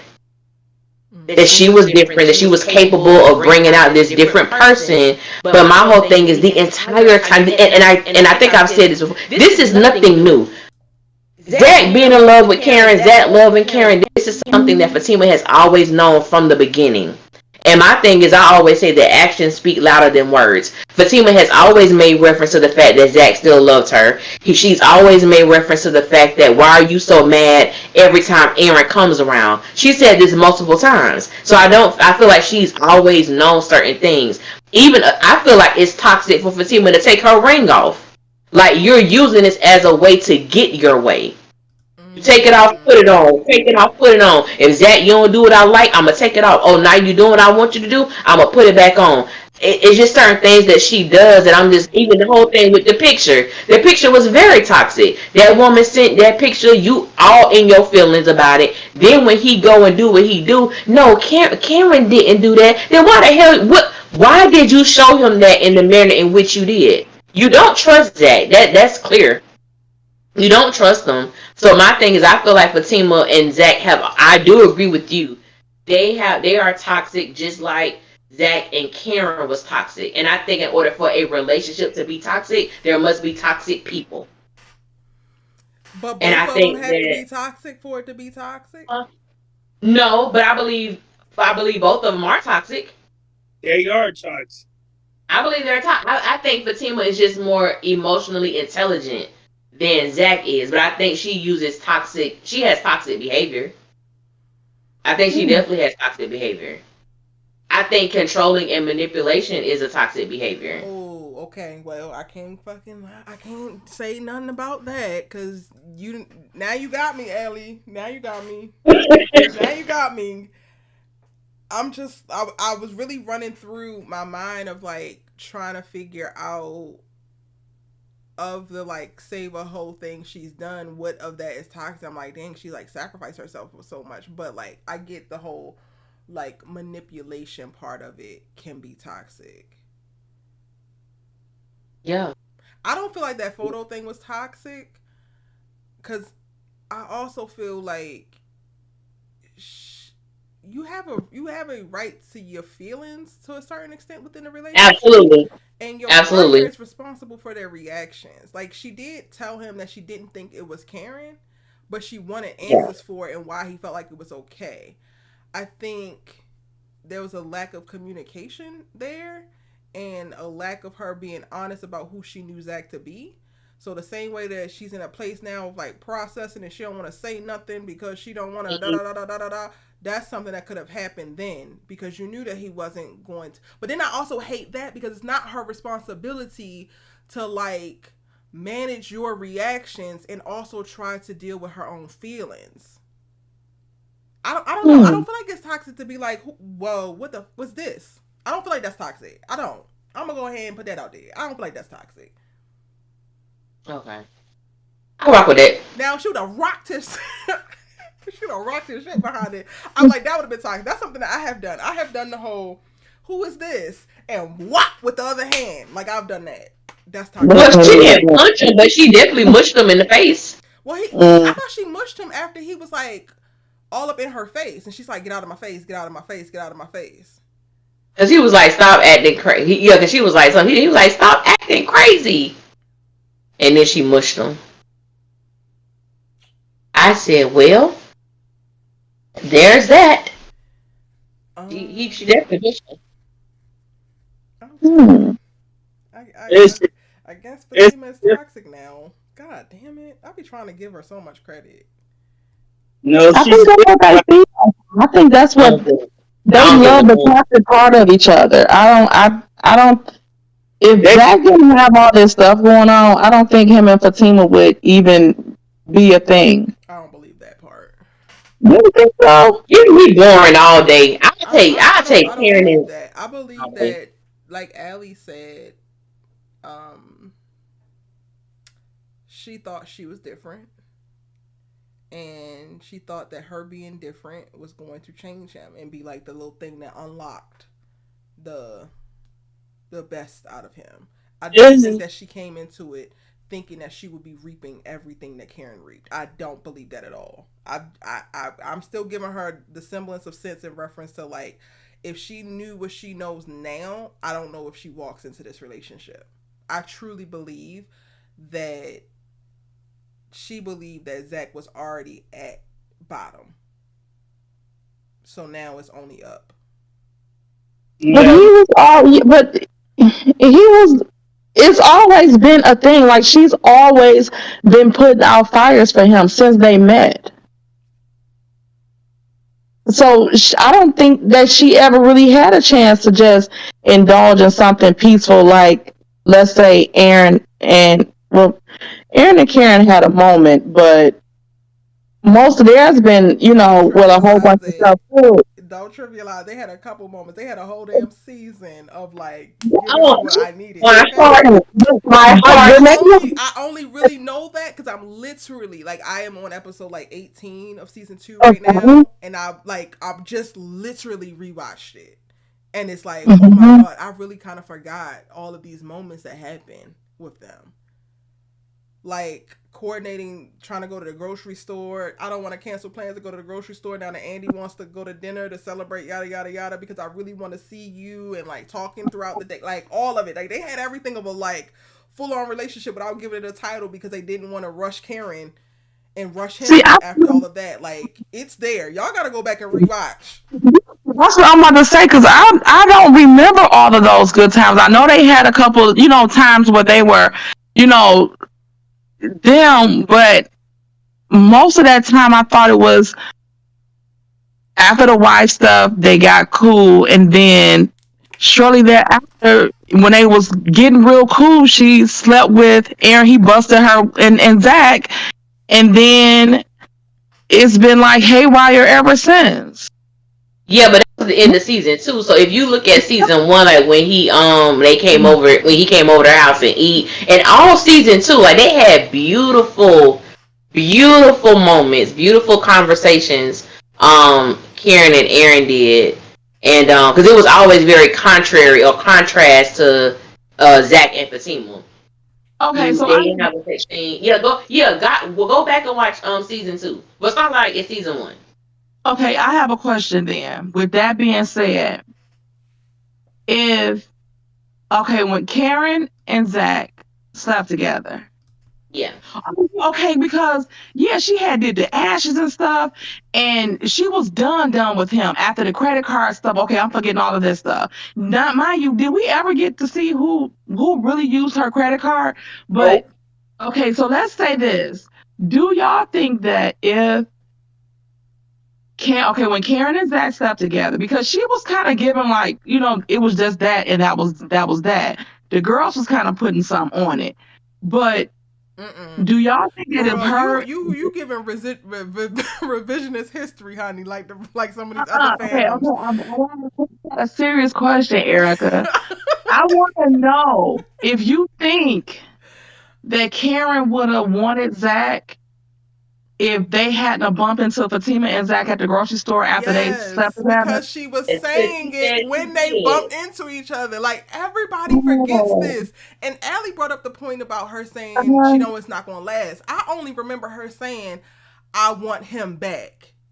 Yeah. Before running into Fatima, but at the grocery store with the girls, they're all walking and talking about their life and what they got going on. And then Karen's like, well, me and Zach, whatever. And they giggling and whatever. And Karen's like, yeah, you know, I'm going to try again. And then it's and then Fatima's, are you talking about Zach? And then Zach comes around with the goddamn on pork rinds. And then it's that.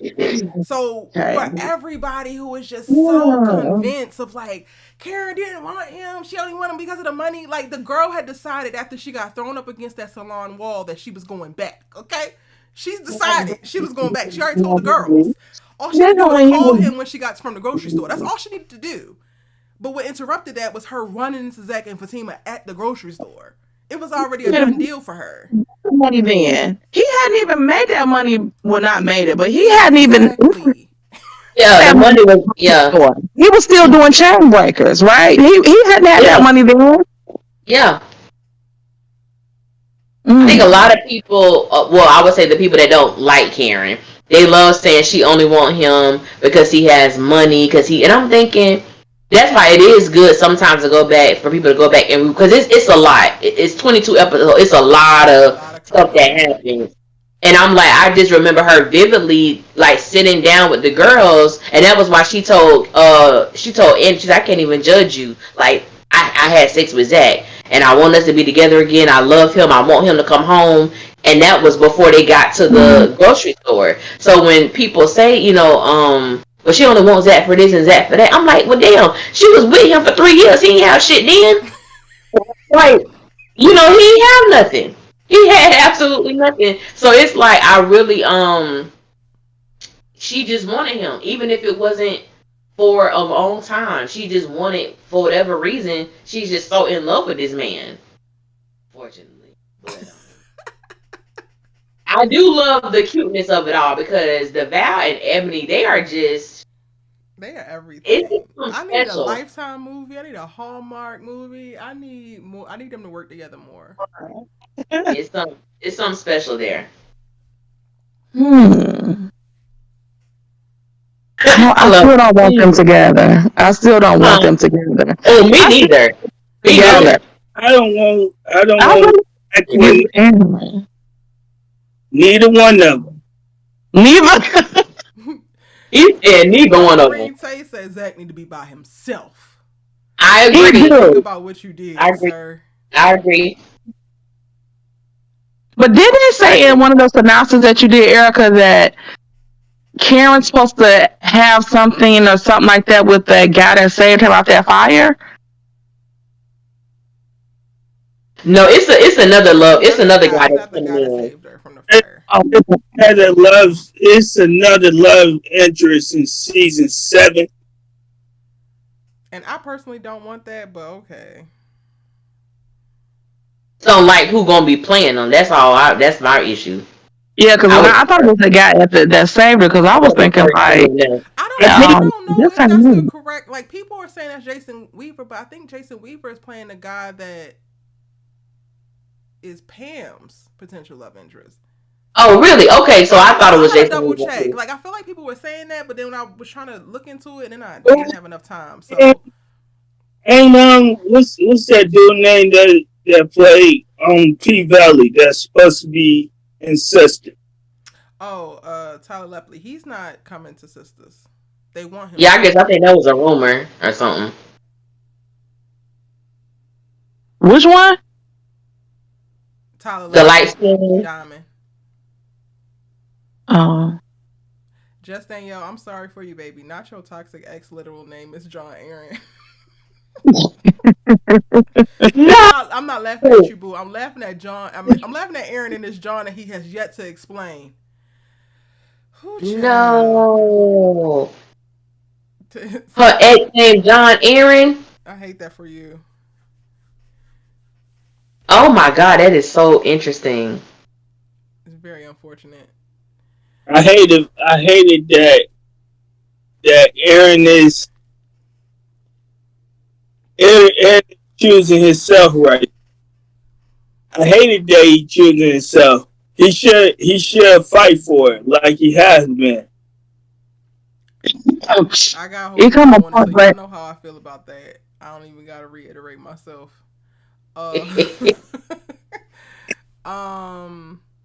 Joylette Casey, hey boo, this is my first time seeing your name, so welcome. And also, can y'all please stop asking about Karen Baby Bump? When I tell you I was tired, so I'm just gonna give you this. Right, because what is it, like 6 weeks, 5 weeks? It's not even that long. It hasn't been that long. Y'all, when I tell you, I get where's Karen's Baby Bump at least 5 times a day across DMs and various videos, at least 5 times a day. It is the most frustrating thing to see. And I know I gotta work it out with myself of like, girl, go ahead and release your frustrations behind it. But I really just wish everybody stopped asking that. Again, they want to make it realistic about this baby bump, but make it realistic about ZAC and Fatima this same time frame.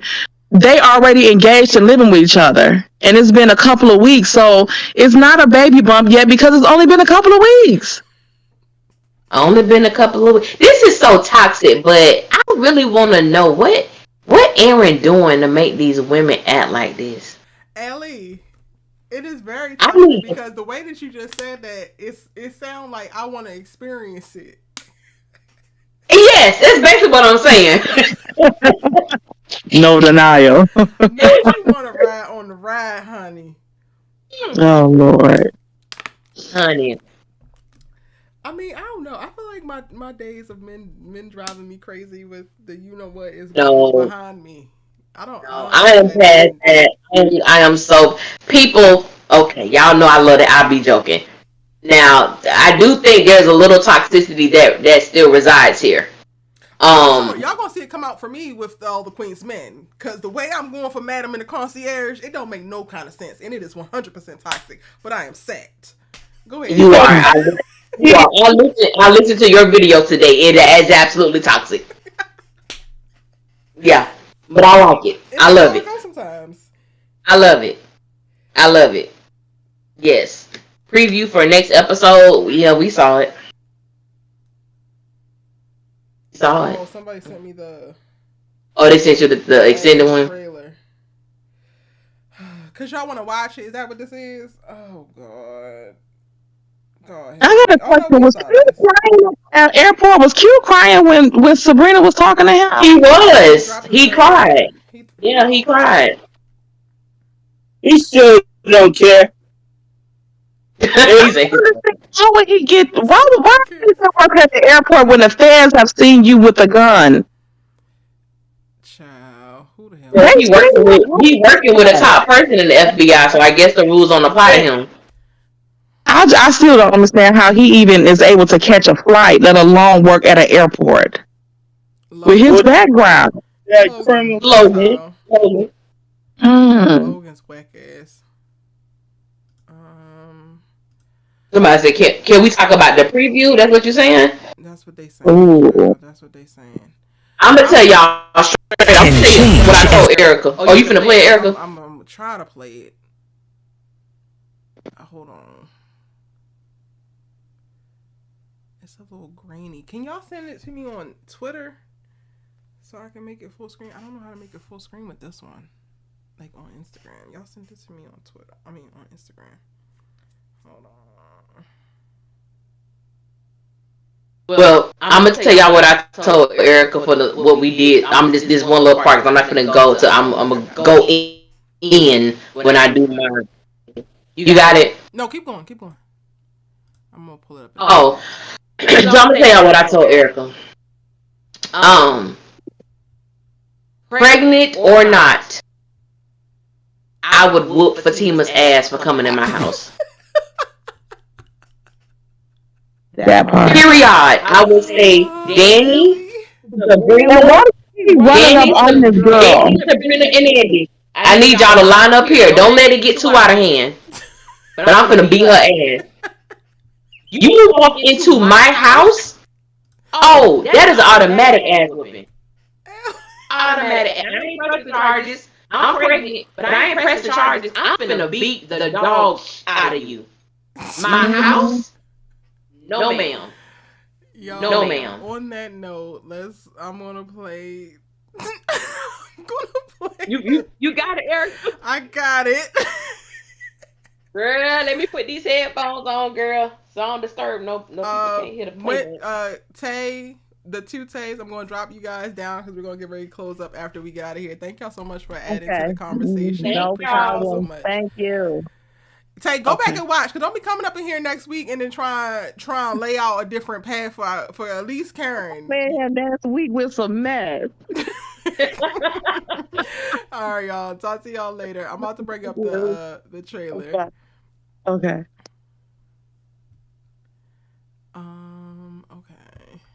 I don't know how to get off of it. Okay. Let me.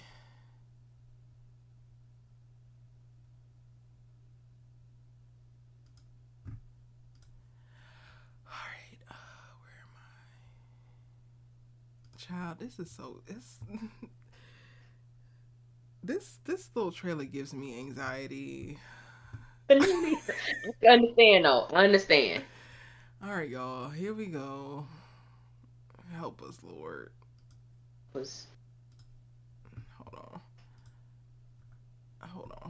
on. Wait, it's not letting me. Okay, I gotta do this first. Hold on 1 second, y'all.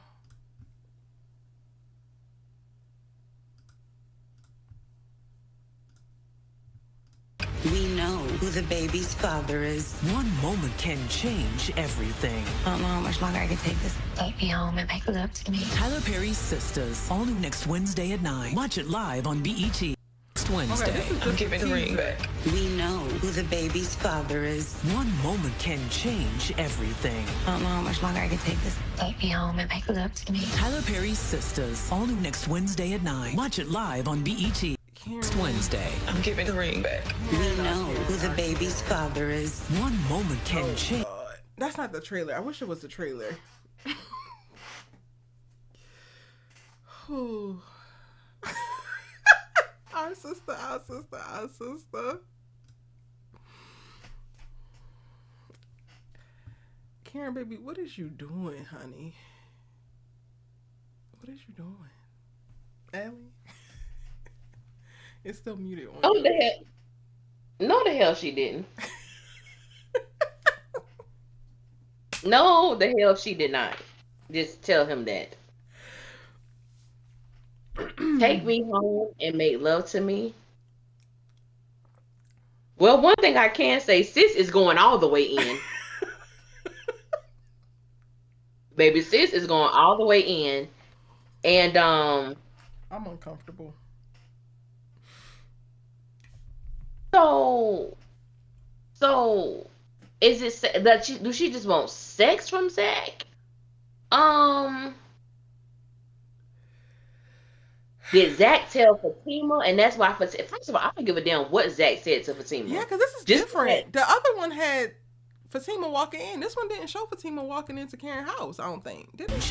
It didn't show. No, I didn't show that. It didn't show that part. I think the actual the end of credits trailer was actually better than this extended trailer. Yeah. Well, this just trailer's only 14 seconds, and they're typically 30.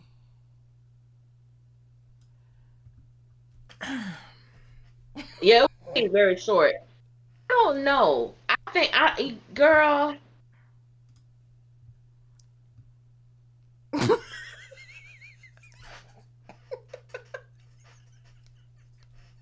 I mean, hell, she already pregnant. What you thinking about, Erica? What's brewing in your mind, sis? What are you thinking about? This is ghetto.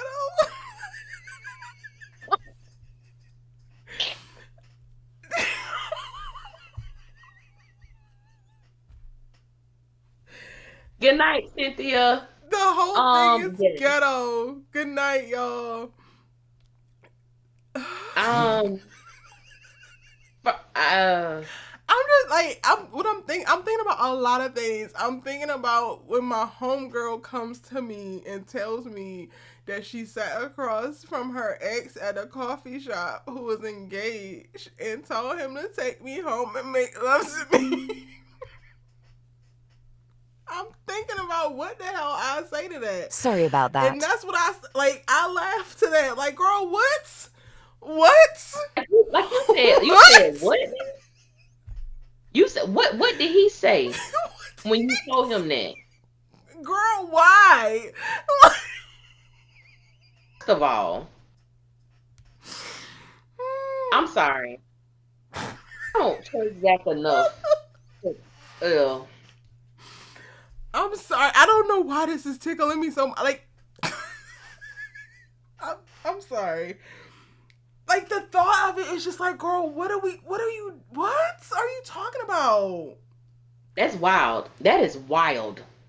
That is wild. Take me home and make love to me. That's why she said, I'm gonna leave the door unlocked for you. Because in the preview, she says, Zach is coming over for sex, so I'm going to need y'all to leave. Karen, my good sister, on this day, you have really went there, sis. You have really went there, sis. Miss Mama's, like, you literally was up. Like, you was up, and Fatima was taking a couple L's. I ain't even gonna hold you. Y'all could say that's not the truth, but it actually was the truth. That one statement, this a big L here. Statement right there just resets the board, honey. Like, what? It's a Even big if y'all L. were going to have sex, the fact that you had to ask and it didn't just happen, it also just feels like, that's not nice. Y'all gonna think I'm a shitty friend, because I really would probably be doing this to my friend. What you would say? Like what? I would be laughing. Like, I'm trying to process it now, and I can't process it. Like, girl, all I got is girl, why? Girl, what? Girl. Yeah. Like, I know what you was did. the reason? I know you did. I know you did. You need that itch scratch. But okay, what else? Like, and did you really want it to like? And then also part of me is like, since y'all love, and this is including you too, Allie, y'all love to point out how Tyler be going left and haywire. I also take his trailers with a grain of salt. Like, is this in all seriousness, right? And like me trying to make sense of it all and stop being unserious. Is this a moment where Zach asks, like, Karen, what do you want from me? And she tells him, but what if after it's like, and maybe that won't happen, but that's what I would want. Maybe it's like one of those type of things. Yeah. And then I see that. If she says it to the girls, I could see her saying it to get a reaction out of them, to like, see what their response would be. Check their temperature, I guess. Even though she shouldn't care about their temperature because they all got their own fucking messes. So are you saying that Karen don't want to have sex with Zach, or she does? I feel like it can't be that. It can't be that. It just can't be that. It is, Erica. It is, Erica. It is. It is, Erica. It's too on the nose. Like, if Tyler really wanted to put her like that, then he would have done something different, right? No. Think about it. This is a woman. She's pregnant. She's hormonal. She's horny. She ain't had sex in a minute. She knows that the one thing she does know about Zach is that he can please her. And if I'm gonna do this with somebody, sadly, it's gonna be him. She locked in. Look at him googling. It's giving begging though, Allie. Like, if she don't give me beggar, that's why I'm pissed. That's why I'm mad. She don't give beggar. Like, if you want that girl, then seduce the man. Like, I would much rather you don't say a word, honey. No, Karen is down bad right now. City Girls down 50 million points. Karen just begged this no good for sex. I'm like Fatima. I need to process this. Sadie said she pregnant and that box is hot.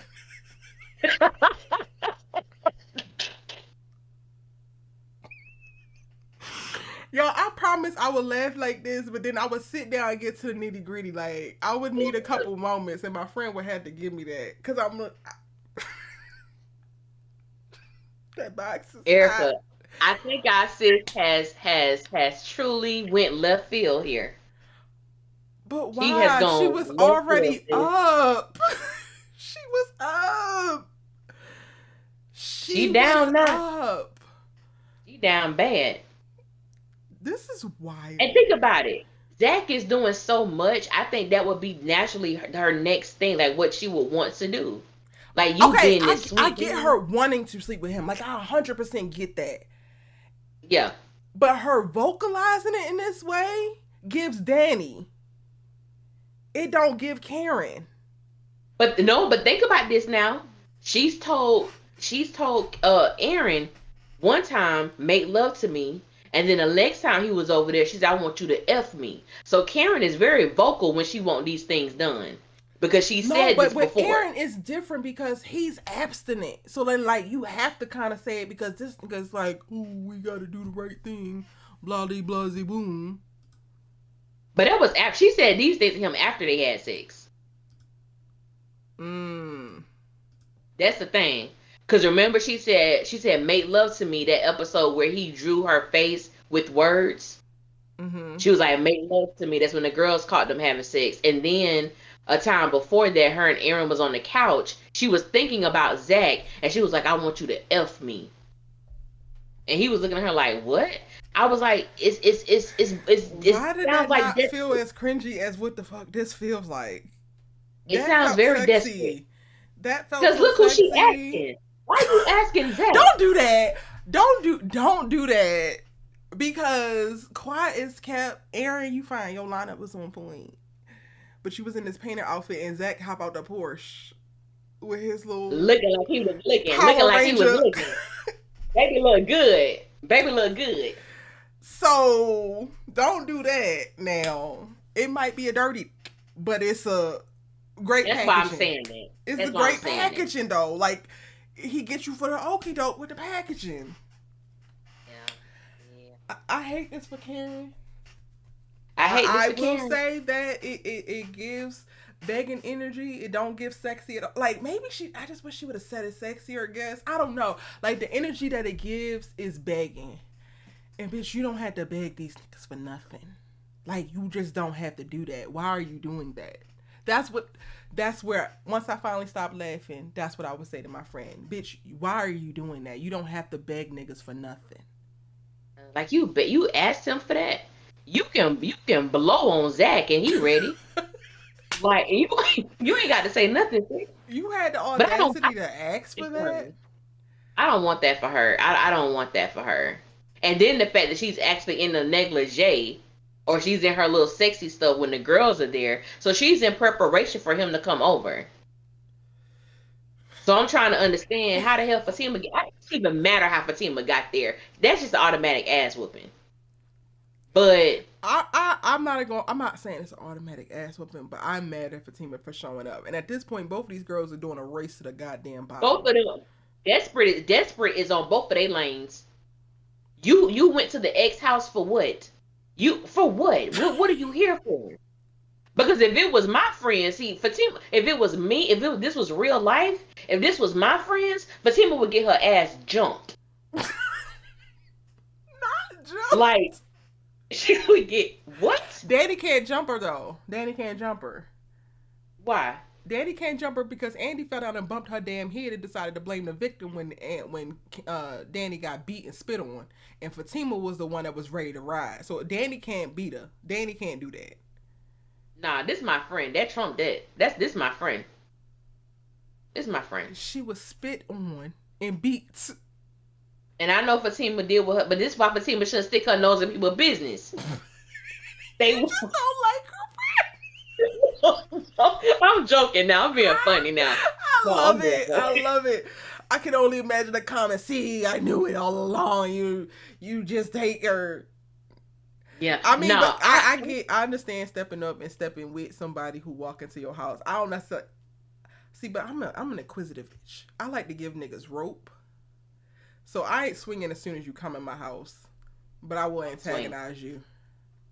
I'm sweet. Because my thing is, you came here and you came by yourself. You real bold. Bad big teamer. She big teamer. Real bold. And I'm gonna knock you down a peg or two. Like that, like just thinking about, because think about the boldness that people was dragging Karen when she popped up at ZAC house. Oh, her ass was dragged through the mud by showing up at the area. This chick, you walked inside my house. Inside my house? Oh my God. Oh, I can't even imagine. Yeah. Somebody, I remember one time this girl, it wasn't even at my house. It was over Facebook. She sent me, I didn't even know who she was. She sent me this message. I was like, I gotta ask you a question. I don't even know who she was. I said, okay. How you know my daddy? I said, what? How I know your who? How you know my daddy? I'm like, who the hell is your daddy? And girl, she showed me. I'm like, now I was gonna lie. I was gonna say something real. I said,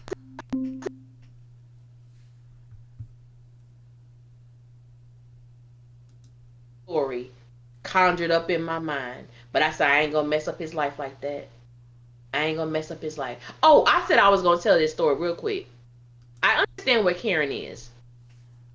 We talked about, you said sometimes, we all know been in a bind or two. We all have been, connected to somebody who we just, I had to pray away a dude at one point. We all grown. And going in the lines of Karen, she want that thing that's dangling between Zach's legs. I met this guy, and I never experienced head like this in my life. It was crazy. It was so bad that when I saw him, my body began to respond just by a visual of him. It was that deep. I know that's It was right. that deep. Okay? I said, oh, hell no. And can't nothing have that kind of control over me. And I said, Lord, I need you to take this attraction away. I need you to, rid me of this, because this is not even healthy to have this type of, response to somebody. I need you to take this away. Girl, when I tell you the Lord is faithful, I don't remember that brother's name, his number, nothing. I'm like, sometimes you just got to know when something ain't good for you. You got to know when something ain't good for you. You got to know when it's like, I need that to stay away from me. And by Zach seemed like he got some potent stuff. Mm-hmm. You better, and Karen, we already saw it.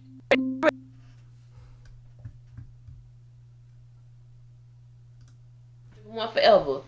Girl, it ain't worth it. It ain't worth it at all. It ain't worth it. It ain't worth it at all. But my God, I want you to take me home and make love to me. Ooh. And y'all might go ahead and have already called this. I'm just laughing at her, yes. Because, girl, what is you doing? I have more heat for Zach, because why did you tell Fatima all this? Why did you send Fatima over to Karen's house? Why didn't you, in that conversation, nip this in the bud and say, that's not going to happen. I'm engaged. I don't appreciate you actually saying that to me. If I'm going to help you, then it needs to be under the understanding that we are friends and I will always love you. We are basically family, but we will never go down that road again. Because if it ain't that and you took your ass back to home just to tell Fatima to go do whatever, then I have no respect for you, Zach. It's still giving very much so that you're in love with her and you want Fatima to continue to fix your damn problems because you won't face them. Yep. So I have more smoke for Zach than I do anybody else in this whole situation. Behind that is Fatima because she actually took her ass over there. And then behind that is Karen because, girl, why are you desperate, friend? Why are you giving this energy off? We don't do that. We keep it player, honey. We didn't come out of that season of your life. We ain't going back. I had to see how it all play out because I want to know what. I don't know if Zach says it, but I just, he had to, for her to go to Karen house. That's just something I don't know. I don't know. Girl. Okay, Mimi loves peace. I get what you're saying. He didn't technically send her over there. He probably didn't technically send her over there, but the same thing that a lot of people have said in reference to her throwing the picture in Zach's face. What did he think she was going to do when he told her? And he had to tell her enough detail to say she's going to leave the door open because she just walks in. Yeah. Yeah.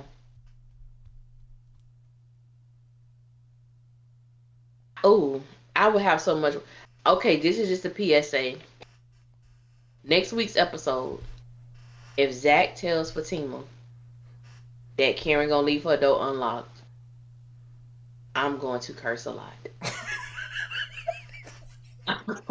I'm going to curse a lot. Because, Erica, you are absolutely correct. Because, obviously, he did not nip it in the bud. You went home and you told Fatima what was supposed to go down or what Karen suggested, which prompted her to come over to Karen's house because you don't have the balls of everybody chasing after. They're not big enough to handle your business. And that's how I feel that is going to happen, because what would prompt Fatima to do that? The only time she's ever done that was when they did the letter reading. She's never ever gone to Karen's house outside of that. And she knew Zach was going to be there. So I'm so curious as to how that happens. Same. And y'all also be prepared that we're not actually going to see, now that I think about it, I'm now trying to remember, it's so much content. But I did the episode 10 synopsis breakdown, and that's when Karen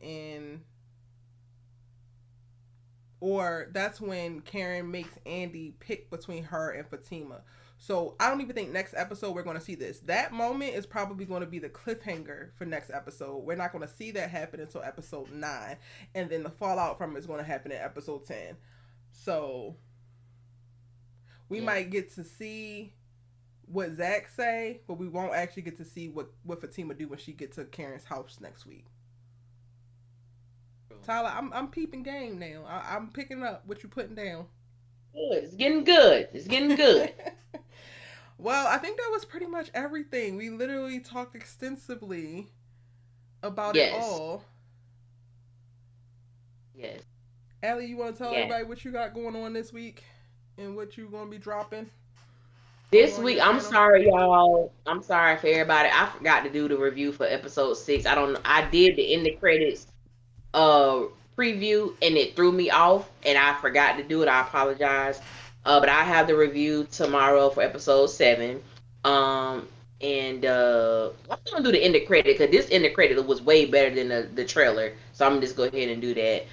Discord. I know I said it was gonna be last week, y'all. I'm sorry. What's today? Thursday, right? Saturday I will put the link. I'll find a way to get the link to everybody. If you have Discord, to go sign up and all of that stuff like that. That's what I have planned so far. That's all I can think about right now. Y'all know I'm coming with the preview videos, breakdown videos. If that's official trailer, y'all probably only gonna get one video. Thank you, Stacy, so much for joining the membership, and good night, boo boo. I have a ton of content that I've been working on and like stockpiling. I am currently watching Hijacked.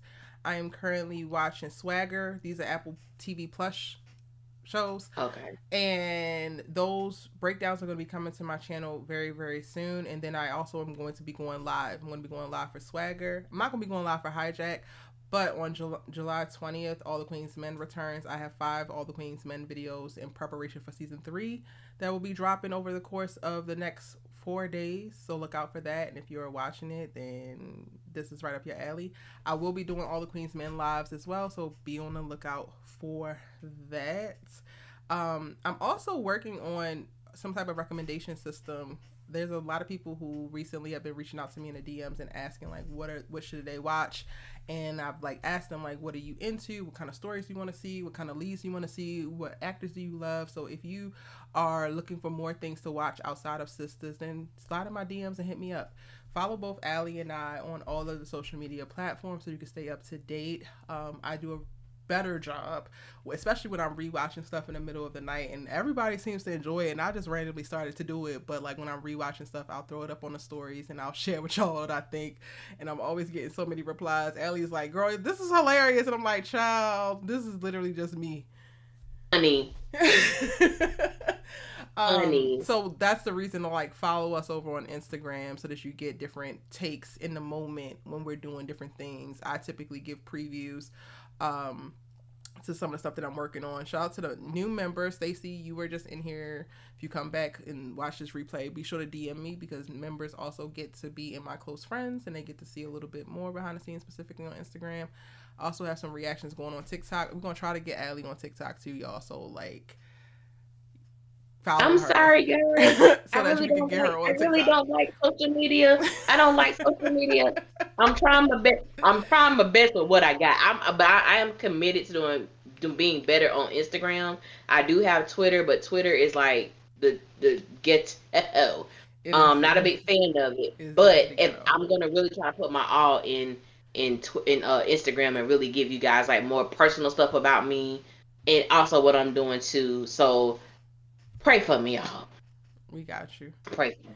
And y'all gonna be there to support along the way. Thank y'all for joining us for another amazing conversation talking about our sisters, because we are our sisters keeper. Allie, thank you for co-hosting yet again for another amazing conversation. You are a real one. And with that said, you a real one too. You a real one too. Baby, you a real one. You a real one. I love that for us. Good night, y'all. Me too. Good night, everybody. Oh, child.